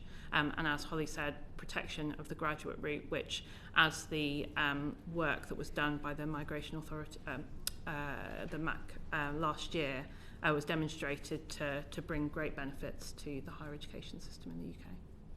Thank you. Thank you. I'm interested in this question about international students because the previous government was driven to limit the dependence visa because of a feeling that people were using the student visa to come across as a migration tool to the UK rather than necessarily because they perceived they wanted to do those particular courses. And I'm interested to understand a few things. What's happened to these individuals? Have they applied to other universities in other nations or not? Do we know how many UK students who do similar courses in other parts of the world take dependents with them when they do so? And also, you said that there'd been a reduction, Hollie, in the number of international students, but I think you said it was 5% in Russell Group, which is lower than for the university sector as a whole. So, suggesting that for our sort of more high-profile universities, it's not having so much of an impact as it is for others. And then finally, as another part of the question, is for students who, where there have been a reduction in students. I think Raj, you suggested there'd been a £300 million fall in income to the UK. Do we know how that compares with the cost to the public purse of supporting the dependents of those who would have come had the law not been changed? I'll start with that. No, we don't know what the impact is on the public purse. And also, those are the figures for 23-24. So with the figures that Hollie was talking about in terms of visa applications going forward, I'd expect to see a greater reduction in income to the sector. And it will be felt, as you say, differently across different parts of the sector. But I think the key thing here is this changeability of government policy. I mean, 2019, the government set a very ambitious target of increasing international student recruitment by 30% and 600,000 students a year. The sector met that challenge, and institutions have to make forward projections that go several years into the future. What they really need is a degree of stability in knowing the environment they'll be working within. And so that's the greatest challenge our members are actually facing. And this suggestion that there's been an over-reliance on international tuition fees, you have to remember that actually over the last decade, universities are much more reliant now on fees as a source of income than other forms of financial support. And within that, as Malcolm said in the last session, when the domestic undergraduate tuition fee has not risen in real terms, they've had to rely on the cross-subsidy from international students, as well as trying to meet the government's policy objective of trying to make this country an attractive destination for study. So you want stability and things staying the same. Hollie? So there's a lot in there, but I think I would just emphasise that where there is abuse in the system, that does need to be addressed. We want to recruit genuine students who are going to thrive during their studies and beyond. And international students, as Rachel said, that it's not just the economic contribution they make to our universities, but they bring diverse perspectives and they do really enrich the learning environment for UK students as well. So their contribution is really important, but also more broadly for the UK economy. So international students bring a net benefit of £37 billion a year. That's sorry, not per year, it's per cohort of students. So it's a significant impact on the economy and will be important for government's growth agenda. In terms of the differential impact of the PGT dependence ban on different institutions, we haven't seen as big a hit as some other institutions. I think this probably also reflects the different countries that different institutions recruit from.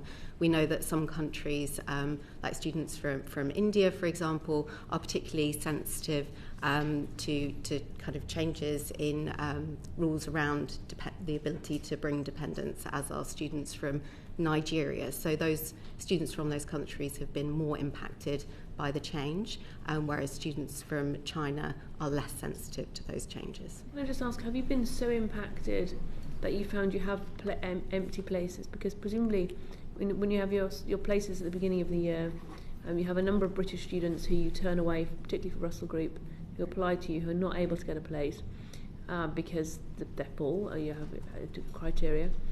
What about the international students? Have you now got, so if your applications that you're having to backfill with UK students? Or has the numbers not fallen that much?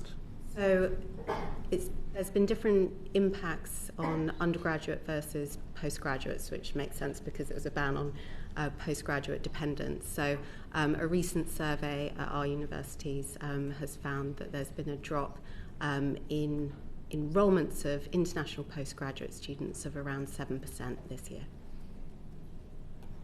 Thank you. I'm going to move us on in the interest of time, if that's okay, and go to Kirsty. Thank you very much, Chair. I would just like to ask very briefly on that last point. As you'll be aware, Scottish students do not have to pay tuition fees in Scotland, and whilst I think everyone appreciates the importance of international students, do you believe that there's an over-reliance in income from international students by Scottish universities, particularly when there is a cap on the number of Scottish students, which can make it particularly difficult for them to access certain courses? I'm happy to take that one first. We represent members across England and Scotland, and it's interesting to see where there are parallels and where there are divergence actually in higher education across those two models. I'd say in terms of international students, actually many similar challenges faced by our Scottish members as are by our English members in terms of the decline in numbers, partly due to, as Hollie mentioned, the diversity of markets that our members recruit from students in terms of particularly countries like India and Nigeria. And that's a real challenge in terms of the UK as a whole remaining globally competitive. And I know that's something that our members across England and Scotland are both very mindful of. So I think there are some similar challenges being shared in terms of the international perspective across England and Scotland in terms of the conversations I have with my members around that. It's fine, we can ignore the bell. It will go again in 3 minutes as well, and we can ignore it then as well. But does anyone else want to come in on that question? I think in particular relating to the limited number of spaces for Scottish students.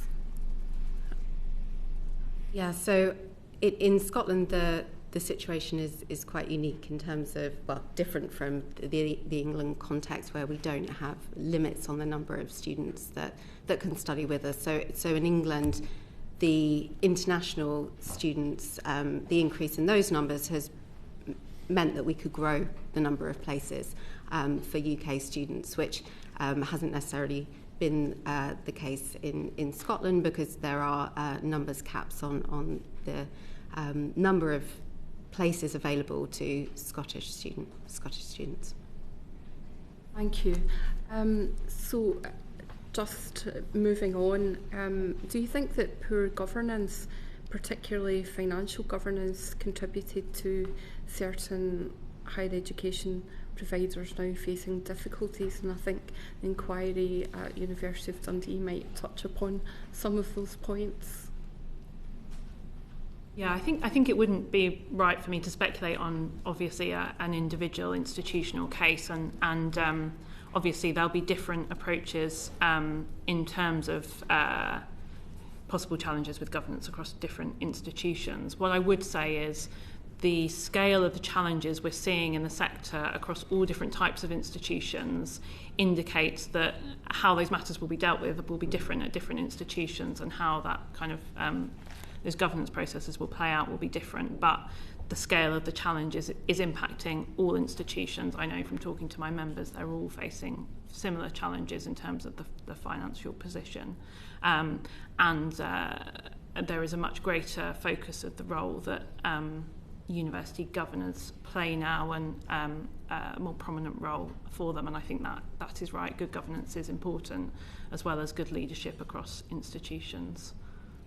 We would agree with that. I mean, we do have robust governance processes in place, and that's especially important. We comply with the Office for Students condition of registration around governance in England.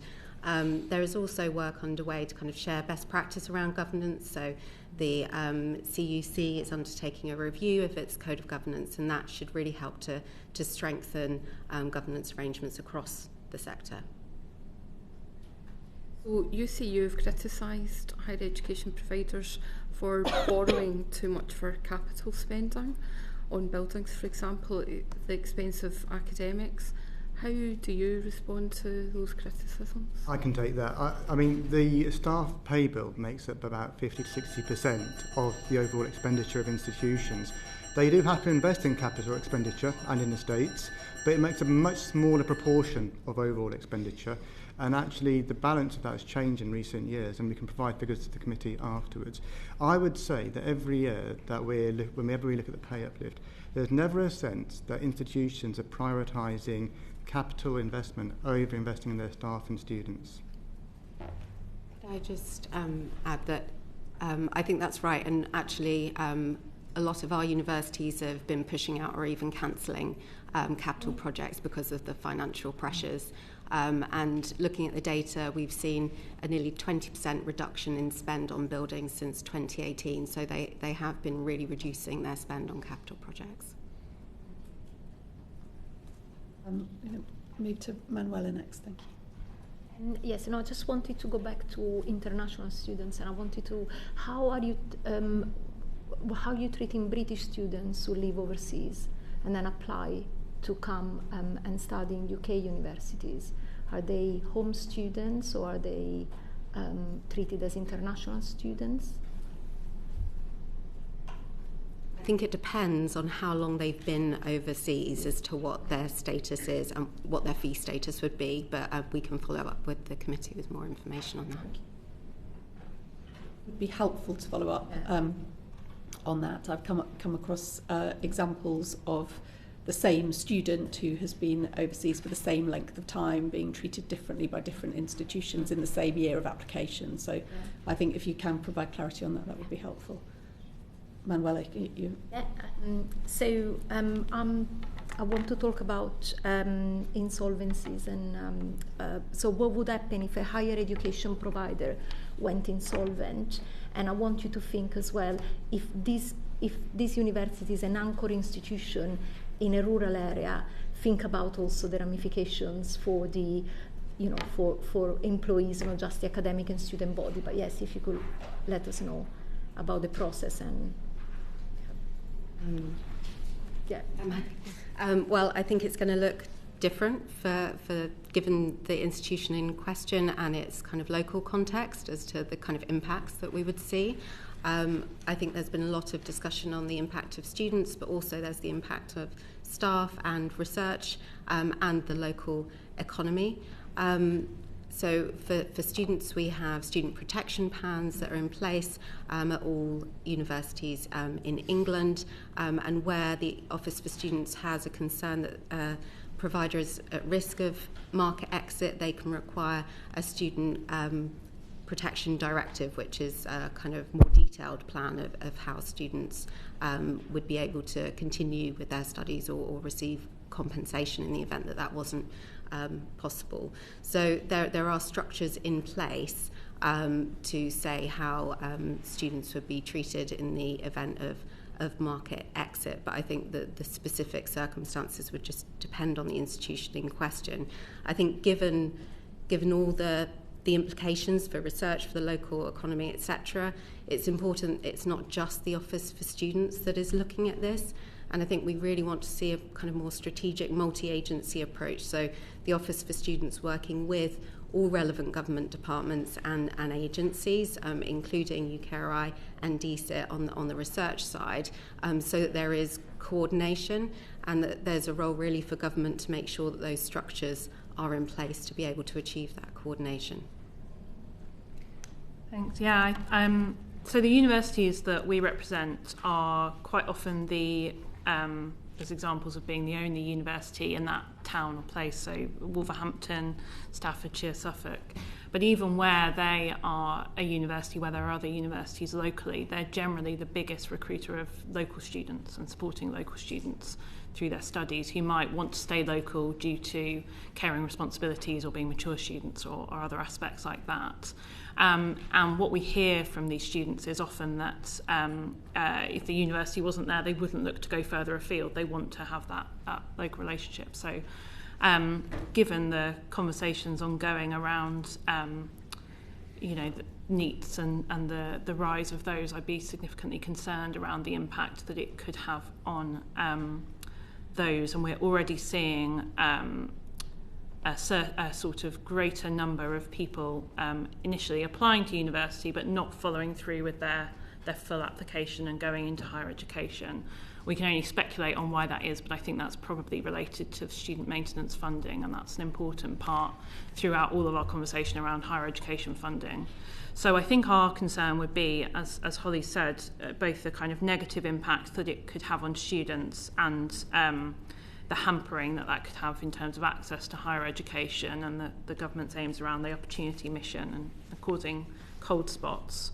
The impact on the skills pipeline, and the negative impact it would have in the region in terms of their operating as large employers in the local area, as Hollie has set out. So I think the ramifications would be broad and significant for local areas, and the work that we want to see done in terms of the kind of future skills pipeline. Can I second that last point? Because this is a sector which directly employs almost 500,000 people. In many parts of the country, they're big anchor employers. So outside the local authority, the university can often be, or the universities collectively can be, the biggest employers in that area. And so one of the reasons you're seeing very difficult decisions being made right now is because the sector understands its collective responsibility to its students and its staff, but those wider communities, and to each other as well, in terms of looking at potential provider failure, which is why seeing very difficult decisions now to try to recalibrate the operating model and take some costs out of their operations in order to maintain their sustainability, not just because of their offer, but because of what it would mean for those local areas if those universities are no longer in existence there. Amanda. Thanks, Chair. Thank you very much. Edward Peck called for greater collaboration amongst universities, and this morning Professor Dame Jessica Corner adhered to the same sort of working. Is the university sector restricted from undertaking discussions on collaboration because of competition law? I can start off on that. It's not really my area of expertise, but there are some restrictions. Universities under competition law have to be treated as economic entities like other organisations. And so there is a concern that when institutions are trying to think about really helpful collaborations, they've got to be very mindful of the law. And it's collaboration both in terms of the offer to students, but also where we are seeing the greater impact on jobs, how universities can work together. So I don't think there's a definitive point, but I think there's real concerns in the sector, and what the sector needs is clarity on that, about what is permissible, what they can do. Because there's a real will in the sector to try to work together. We've already referenced, I think, the University UK initiative around transformation and efficiency, but there's all sorts of examples of conversations in the sector about how institutions would like to work together, but the law is something they're very, very mindful of. Thank you. Yeah, I echo much of that. I think there's a few different blockers, one of which is possible VAT implications for shared services being brought in and options around that. Similarly, issues with the Competitions and Markets Authority guidance, as Raj has set out. I also think the way that our current system of regulation is set up doesn't necessarily encourage providers to operate in a way that is innovative or to encourage these kinds of collaborations, and I think a shift in that focus would be beneficial as well. Nonetheless, institutions are pragmatic and working out how actually, regardless of these challenges and these blockers, they can look to, within the rules, collaborate, and there's work going on among our membership to do that and look for opportunities to work more closely together and drive efficiencies in that way as well. I would just add that we need to look at how the system can support that collaboration, and CMA area is one where we would like to see clarity, just so that institutions feel reassured to undertake these collaborations. I think one area where there's particular concern is discussions if one provider no longer feels that operating course X is viable, they may want to have discussions with other institutions in their regions to ensure that won't mean that there's a gap in provision in that subject area. So those discussions are really important to make sure that we don't see those cold spots emerge, but there's currently uncertainty as to how to have those conversations within the kind of regulatory framework that we have. So that clarity would be helpful. Thank you, really helpful. Thanks, Chair. Thank you. Can I thank all of you for coming to give your evidence to us today? We have been ambitious in what we've sought to cover in a single evidence session. So I would therefore invite you, if there are aspects that we haven't been able to get to in the evidence today, please do write to us afterwards, including with any recommendations for further work that you think it would be helpful for the committee to undertake in this area. But thank you very much. Thank you.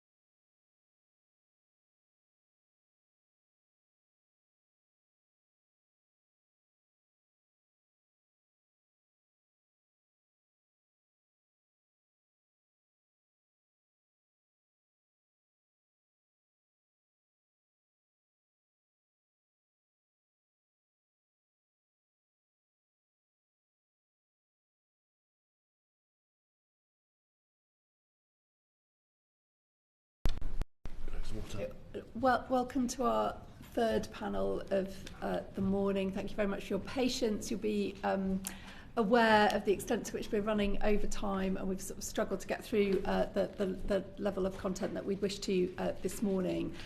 Before I invite you to introduce yourselves, if I could just say I propose to allow this session to run on until 12:15, subject to committee members being able to stay and keep the committee quorate for that amount of time.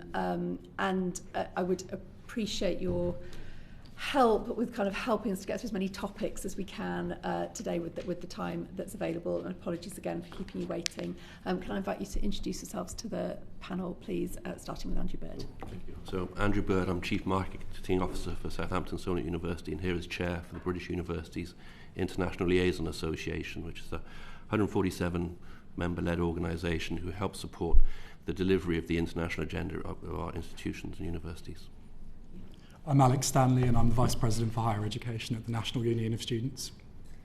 Hi, I'm Jo Grady. I'm the General Secretary of UCEA, and we represent education workers in post-16 education. Lovely, thank you very much. Can I ask, following on from what we've heard from our first two panels today, to what would you attribute the financial challenges facing the higher education sector? And I might start with you, Jo. Thank you. I think I want to start by saying a little bit about how dire the situation in our universities is.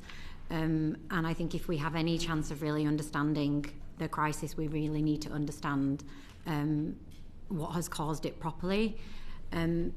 There's a real financial issue in higher education, and much of it is essentially based on a tuition fees funding model that is not fit for purpose and is really at the core of this deeper crisis. We believe what we currently have is not fit for purpose, and that increasing fees more won't resolve the issue. What we've done in the last sort of 10 to 20 years is really hardwired into universities that this fee-based model is how they generate their revenue. What this has caused is a boom and bust current terrain. And I think, Philip Augar outlined it really well earlier when he talked about the detrimental consequence of the lifting of caps on students, on student numbers, and the ways in which institutions reorientated their business models to essentially accommodate that.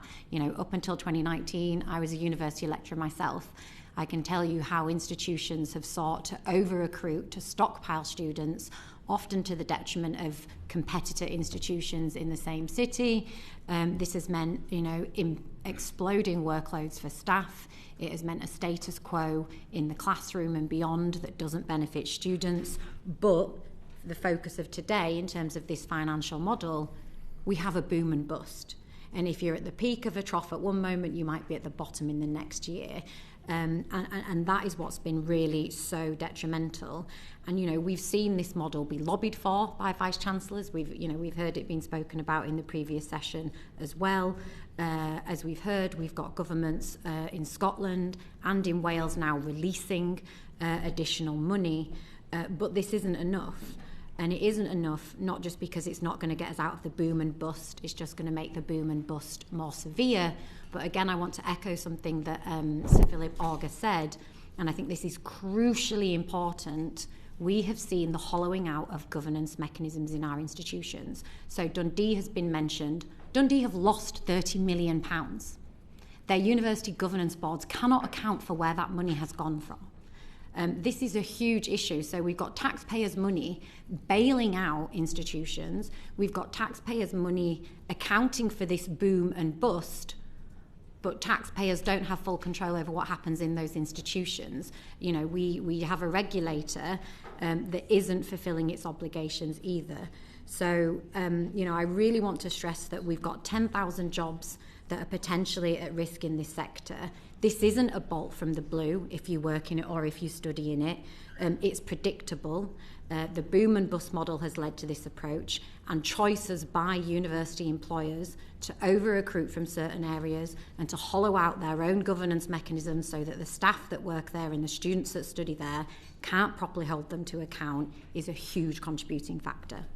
Thank you. I mean, in the short term, the reason for this financial crisis is the fact that international student recruitment has started to dry up, and we've relied on that recruitment as a sector for far too long, and it is the result of previous government policy, be it, the restrictions on dependents, or making it harder to access housing for international students, or visa issues or concerns around the white paper, but also things like the far-right riots and a literal students' union being attacked, or students coming to this country for the first time and hearing people say, go back home or you're not welcome. So I can see why international students or prospective international students are choosing not to come to the UK to study, and that gap isn't something that's just going to be plugged unless there is a policy change. But even that feels unsustainable, because if you go back to when tuition fees were first introduced, they were done so under an understanding that there'd be some sort of balance between public investment through the government and private investment from the student. And currently that public investment sits at just 14% per student. So there's got to be some sort of rebalancing there if we're going to move, or if we're going to at ever point move away from this urgency that universities feel to recruit, sometimes at unsustainable levels. But I think we've also got to consider the impact that this is all having on students too. Since 2022, food bank usage among students has doubled up to 14%. 69% of my members are now working alongside full-time study. 62% of those are working paycheck to paycheck to pay off their rent and bills. So we need to see not just more financial support for universities and better conditions for staff, but also a fairer deal for our students too.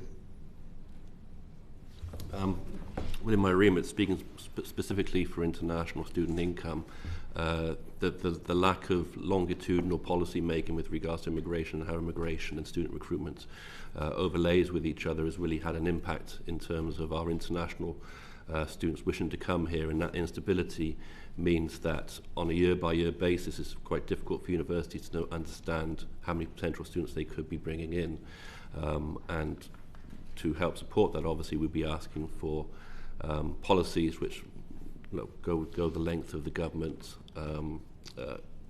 areas, and ensuring that actually that stability allows for meaningful and proper planning from the institutions on a more longer term basis. Very briefly, if there isn't more money forthcoming from the government to support universities, what should individual institutions prioritise and not prioritise as they seek to navigate a way forward? Jo? We just heard in the last panel that institutions are reining in their capital spending, and I'm afraid to say we don't really see much evidence of that. At Cardiff Universities, our members are set to go on strike against compulsory redundancies, but the leadership of that university, whilst slashing jobs in nursing at Cardiff, are opening up a new campus in Kazakhstan. At Hull, slashing hundreds of jobs, but they took out a £130 million loan in private finance deal 5 years ago to finance a carbon-neutral campus, a laudable aim.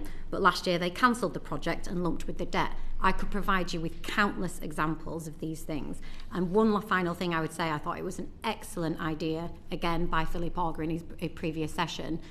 We see institutions, we see the pay of vice-chancellors, 325,000, if not higher, average across the sector, many with remuneration packages far, far higher, continually rewarded for failure. We don't see any mechanisms in terms of whether or not part of their remuneration could be withheld, in terms of whether or not their institution is getting through a financial crisis without laying off staff. And I think it would be fully appropriate for government and for the OFS to be investigating ways in which institutions could rein in senior remuneration packages, but that's never put forward as ways to get through a crisis. I do sympathise with a lot of what Jo has said there, but I think the fundamental point is that when we have these conversations about prioritisation, we're talking about trying to escape a race from the bottom rather than vice versa, rather than talking about excellence in our institutions. And already, if you look at the sorts of things that universities are having to focus on and student unions are having to focus on, it's talking about expanding bursary support to higher levels than ever. It's talking about food banks on campus, community fridges. The very basics are already what we're having to focus on. And without some form of intervention, and I know that slightly evades the question, without some form of intervention, that is going to be the continued reality. And then conversations about prioritisation probably look like saying, are we comfortable as a sector with some institutions only focusing on a very specialised area? Are we comfortable with the fact that there isn't going to be HE provision for a variety of subjects in all parts of the country, which especially for some of those students who might come from less privileged backgrounds or who do need that extra access support or would benefit from this government's mission of opportunity, are we comfortable saying to those students it is going to be more difficult for you to access higher education? Well, I'm going to absolutely dodge this question. With regards to Breela's remit, and we would defer to a University UK or mission group responses to that. That's absolutely fine. I'm going to get to Mark next. Yeah, thank you, Chair. To Andrew, hopefully not to be dodged. The number of student visas did increase dramatically in the 2 years following the pandemic, and obviously it's dropped in 2023 and 2024. What impact has that had on university finances? A very great impact. I mean, university finances, on average, international income generates over 40% of the overall income for the universities. So any drop in international income has an obvious impact on the wider workings of the university, and not just in terms of income, also in terms of programs being able to be developed, courses actually being run. And that's both to the detriment of international and UK students. So as the portfolio of courses goes down, then obviously choice for domestic students also goes down. So a drop in income means a drop not just in terms of the internationalisation of the university, but also the effect it has on domestic students. Okay, and then as a follow-up to that, the House of Lords Science and Technology Committee described the government's visa policy as an act of national self-harm. Do you agree with that assessment? In terms of the immigration policy and how it affects international students, I think there are certainly ways in which you can have a strong and robust immigration policy while also defending the quality of a strong institutional university culture and student numbers. Right now, that instability with regards to, for example, the graduate route does ensure that students who are interested in coming to the UK will not be doing so, because these are huge investments in both their time and they have other choices of university they could go to. So we would hope that the immigration policy and the immigration white paper coming out and the international education strategy coming out are aligned, so that there is cross-departmental strategy involved to help support universities and also ensure that the government's immigration policy is aligned and ensures that basically quality students do still wish to come to the UK. Brilliant, thank you. And then Joe or Alex, do you have any brief thoughts on that second point? Just to completely agree with what was said. I mean, it makes absolutely no sense to base an entire sort of funding support mechanism for universities on the fees of international students, and then to make the offer less and less attractive. I think that either comes down to incompetence or an intentional decision to make life more difficult for universities. And I think in some instances it was the latter, but there is an opportunity now to change that with this white paper, and I hope that moves in the right direction. Just to add, whether it's incompetence or intentional, in 2019 to 20, we had 1,479,950 students from the EU. In 2023 to 24, we had 75,490. And obviously that's before even the full restrictions take effect for students from outside of the EU. And I think, the one thing I would want to say is the Tory era restrictions, they're fundamentally wrong, because our international students have a right to a family life just as anyone else. But I want to agree that, they are profoundly self-defeating.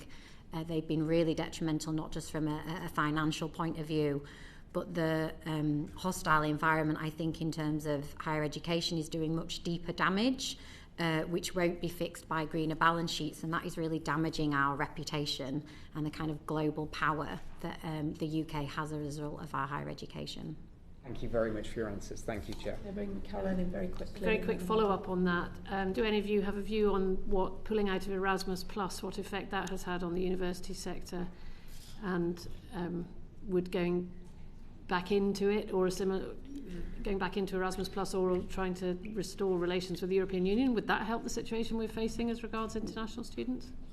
I mean, if I could, the figures I've just quoted, I think, demonstrate that it would have a beneficial impact, not just in terms of student recruitment, but it would have a beneficial impact in terms of the erosion of the international community that has happened post-Brexit and has occurred post these increased visa restrictions, which I think is really detrimental for university life in general.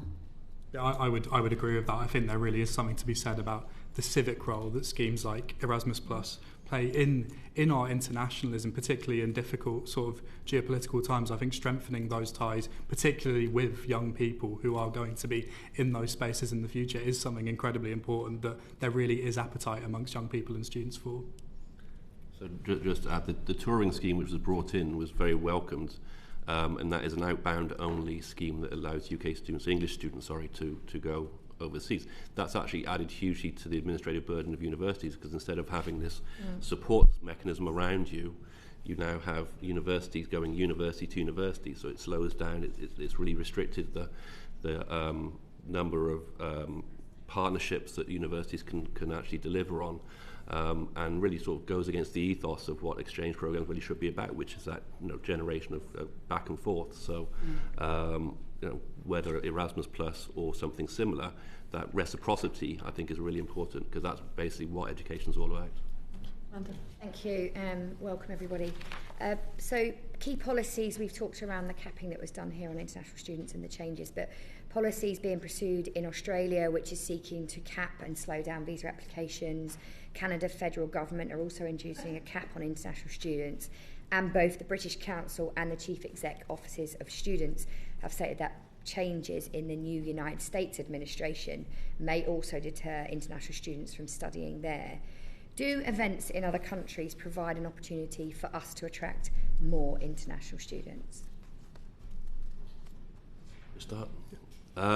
Yes, is the easy answer.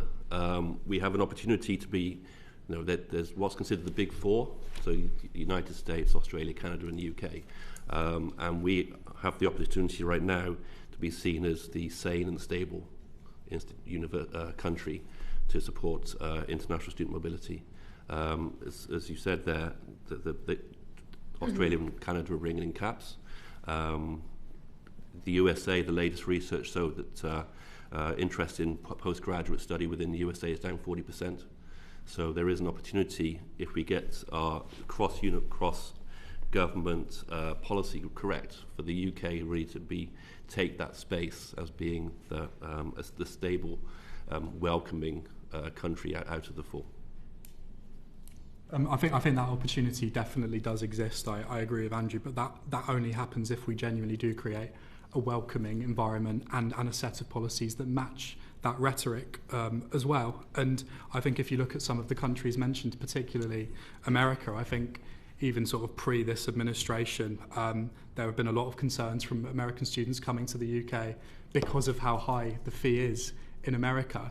And so I think we need to be very careful when we talk about, endlessly increasing not just the home fee, but the fees for international students, because one of the things that is actually semi-appealing is, within the context of the sort of global scale, the fact that international student fees aren't quite as high as they are in America, and I don't think that endlessly increasing fees is always the solution. Could we take advantage of what's happening elsewhere and recruit more international students? Yes, of course we could. But I would offer a cautionary note, which is, when you look at the sheer scale and extent of industrial action that we've had in UK higher education over the past 6 years, that is a powerful signal that something is wrong. And the working conditions of staff are the learning conditions of students. We have a workload crisis in higher education because of the sheer amounts of students institutions are forced to recruit in order to ensure that they have enough revenue. I just wanted to read you a quotation from one of our members talking about the impact of job cuts, the impact of job losses, and what that has on people who remain in institutions. And they said it's a massive loss for the students. It becomes less and less personal, to the point where there's not really a person behind who's marking their essay, because it's all just general comments. So I wouldn't want us to rush to recruit or over-recruit when we can't actually resolve the issues that this crisis is causing in the UK. Manuela. So this question is for Joe, and I also need to declare that I was in the past member of UCEA. In the current environment, I mean, you touched that upon about the workload and the relationship between staff and students. What are the impacts on the working environment of staff in higher education right now? Thank you. There are three things I really want to emphasise here. The scale of the job losses, the viciousness of the cuts, and in some cases what I would describe as the opportunism of those cuts. So in terms of the scale, just this academic year, employers have already announced the intention to slash 5,400 jobs. We calculate that there are roughly 5,000 more jobs at risk. So we're looking at 10,000 jobs altogether. In terms of the viciousness, I would say that these attacks are needlessly cruel, indicating to lots of staff that may end up being in that pool. Some of them seem gratuitous, and I am going to take this moment to highlight Coventry University. Not just more than 100 staff facing the sack, but hundreds more being threatened with fire and rehire to be re-employed by a subsidiary company on a far inferior pension scheme. And it's worth pointing out that John Latham, the man who previously banked an £80,000 bonus last year, is on a $312k salary, which I do think is important when we're talking about financial problems in institutions. And the last one I wanted to say is opportunism. I am in no doubt that there are some institutions that are genuinely financially struggling. I don't think that is in any way being called into question. But we have lots of very rich universities who do not have, I would say, even a vague pretext for slashing jobs, but who are choosing to exploit the sense of crisis to push through so-called restructures. And I'll point out how here, Edinburgh, £140 million cut, but they have an operational surplus of 6%. I would put Cardiff in the same position. And the impact, of course, is huge. It's the livelihoods of people who, as you know yourself, have trained for years to get a doctorate, who are dedicated researchers, who are dedicated to their students, who are potentially just going to leave the sector. It has detrimental consequences for students whose courses disappear. And that's before, we think about the many staff that are on fixed-term contracts, so you never really know as a student who's going to be teaching you from one semester to the next. So the impact is huge. Thank you, Chair. This is probably mostly based for you, Alex, but the panellists, please chip in as you feel free.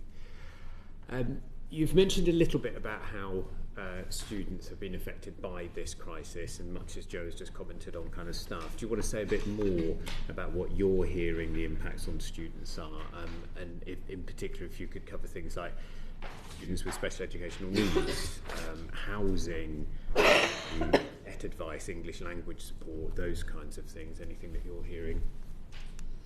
I mean, fundamentally, all students are struggling in this situation. I mean, as Joe says, so many of the issues that staff are facing are inextricably connected to those ones that our students are facing. And there is a basic issue with there not being enough maintenance support for students. So for next year, we absolutely welcome the 3.1% increase to the loan, but that's going to be swallowed by, on average, what should be about a 6% increase to student accommodation costs. And then even for those students receiving that maximum loan, the number of those students who are receiving that support is restricted because of the thresholds, which haven't been updated in years. Currently, you only receive the maximum maintenance loan if your family income is below £25,000.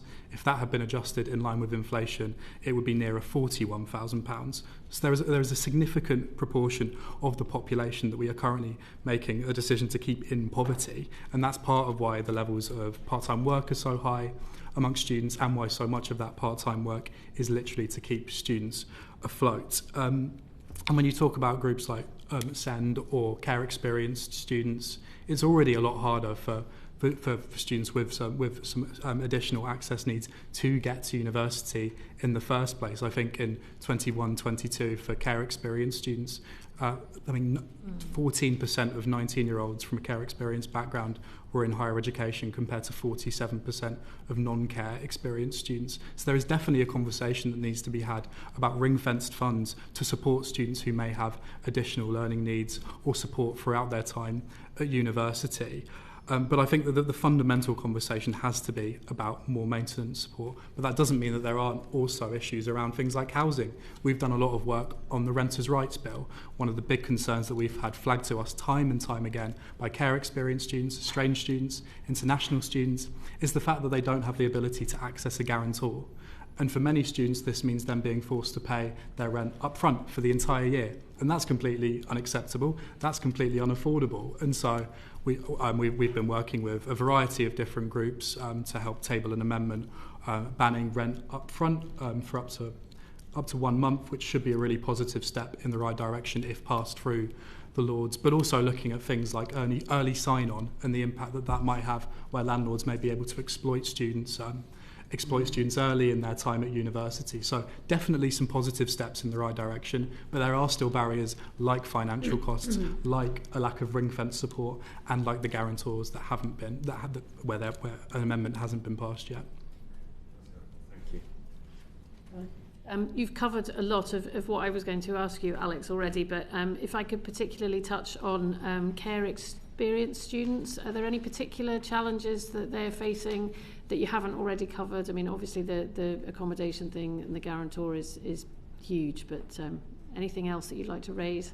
I mean, I think the primary things that I would raise are, the problems around genuine access to accommodation, access to university or higher education in the first place, but also that ring-fence support. I think that's incredibly important, but not just the fact that that support is ring-fenced, but the fact that that support should be across the entire year.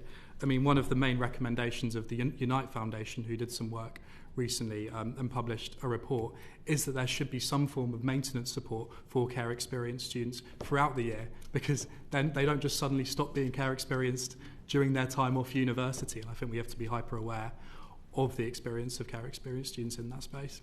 Thank you. Dan, did you want to come in on anything that hasn't been covered? Yeah, thankfully, again, a lot has been covered, but I just want to raise the issue that in the Children's Wellbeing in Schools Bill, the government has now put in its own amendment saying that it will introduce corporate parenting responsibilities that will cover lots of care experience, particularly where some aspects see them over to the age of 21 and above. But at the moment, that won't apply to universities. It applies to councils and youth justice and so on, but housing associations, universities, the police, that won't be covered by it. In your view, would introducing that responsibility to universities deal with some of the issues that you've raised that care experienced young people are currently facing? Would that help to solve it, essentially, or is it? I mean, to be honest, that's not something that I'm an expert in, and I'd have to go back and have a look, and I'm sure I'll be following up with more information on a variety of topics, so I can include our response in that. Okay, that'd be helpful. Thank you. I'll go to Manuela. Thank you, Chair. So if we have a scenario where a higher education provider becomes insolvent, what is the panel opinion on what do you think should happen in that case?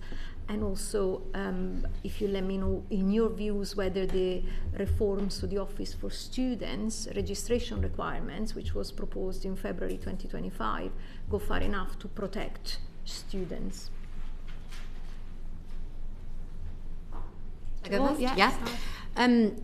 I would say that, we need the Labour government in Westminster to follow the lead of what we've seen in Wales and Scotland and make emergency funds available to stabilise institutions that are genuinely at risk of going under. But even that, the Treasury seems to be refusing to countenance, those sort of sticking plasters. That's the mood music we're getting. And yet Labour were right to really promise the end of sticking plaster politics.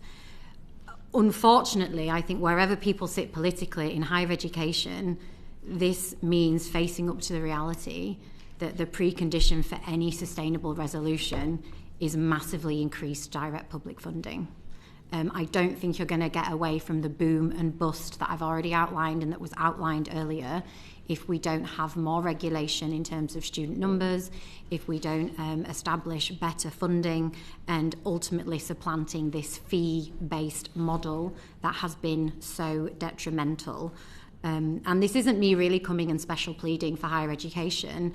I think a real test case for whether or not Labour will deliver on its decade of national renewal is whether or not it is willing to invest in higher education and get us out of the crisis that we're in. And the alternative, yes, it's more student debt, but it's also just more decline for Britain and its universities.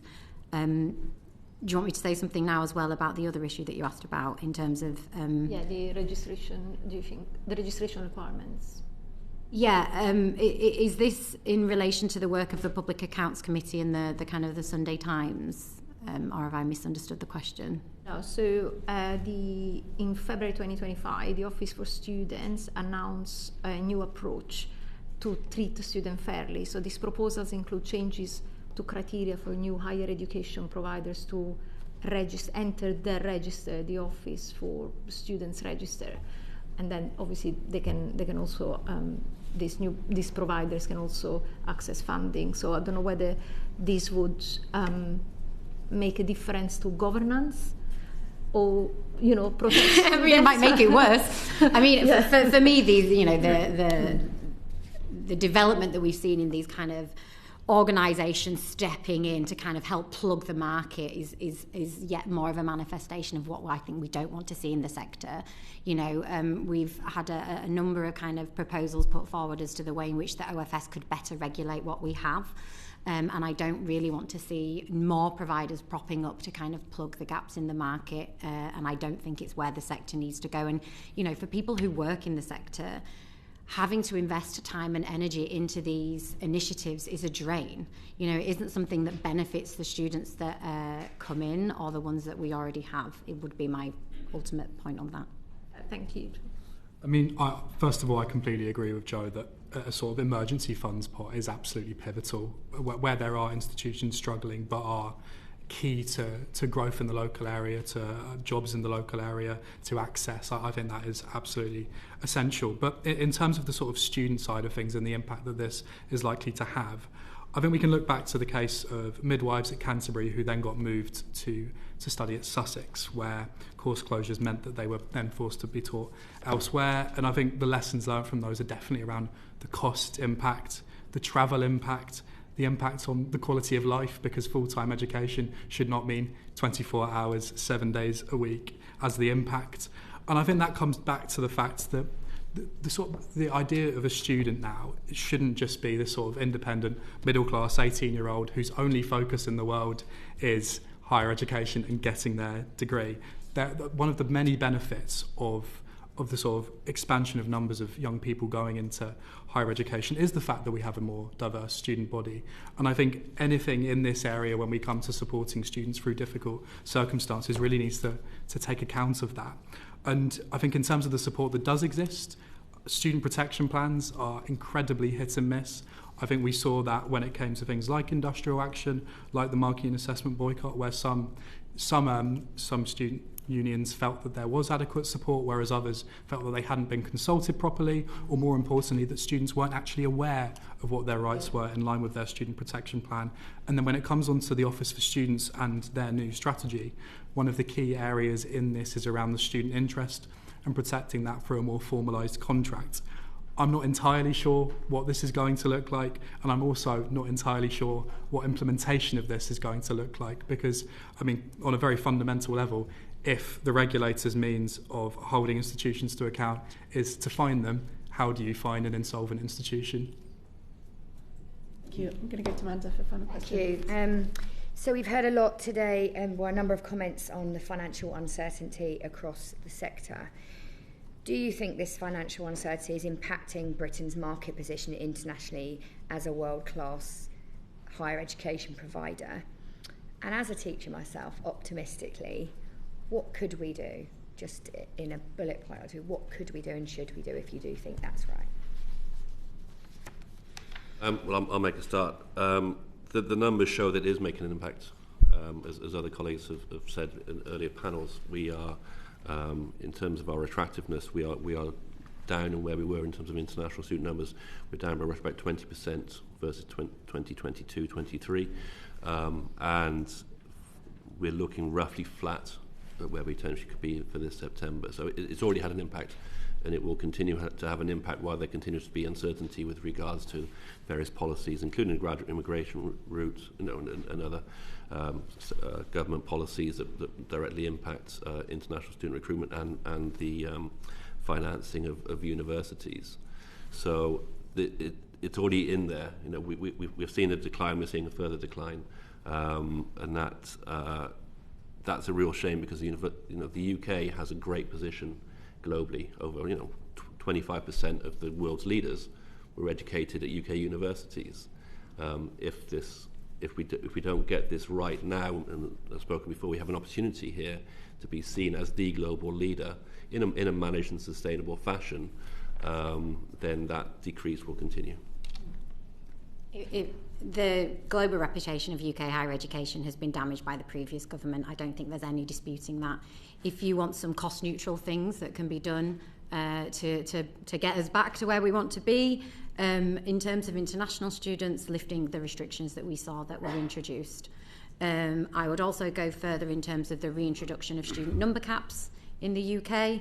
If you are willing to spend a little bit of money, I think it is essential that we have a governance review of UK higher education. There cannot be a more urgent thing that needs to happen in our sector. And I would also support the suggestion from an earlier panel member that we look at VC pay and senior pay in higher education, not just in terms of the level that it is set at, but whether or not we are rewarding failure by allowing the entirety of what is very high pay to be paid up front, or whether or not any of it should be held back to ensure that vice chancellors don't just leap from institution to institution with these huge salary packages. I mean, if we want to see our reputation get back to where it was on that global scale, I think we need to treat international students fairly. I think we need to see a reversal of dependent policies. I think we need to make it easier for international students to access housing. I think we need to have some serious conversations about the direction of certain visas and what the white paper might look like. And I think there's also a lot the government should be doing in trying to temper the hostile environment which has plagued not just international students but migrants in the country for years now. And until that happens, and until universities are able to not just focus on international students as a cash cow, but also as humans, because I think we need to inject a bit more humanity back into this system. These are people who have come from all over the globe to come and study in our country and to experience this country. And I think we should celebrate that rather than just tick international students off as a box who plug that funding gap. Thank you very much. By some miracle and by running over time a little bit, we've managed to ask you all of the questions that we wanted to. So thank you very, very much for coming to give us your evidence today. If there are further topics that you think the committee should be aware of or be taking account of that we didn't manage to cover today, please do feel free to write to us as soon as you can after this session, and we will certainly take note of any further evidence. But thank you very much this morning. Thank you to committee members for your questions as well. Thank you. Thank you. Order, that brings our session.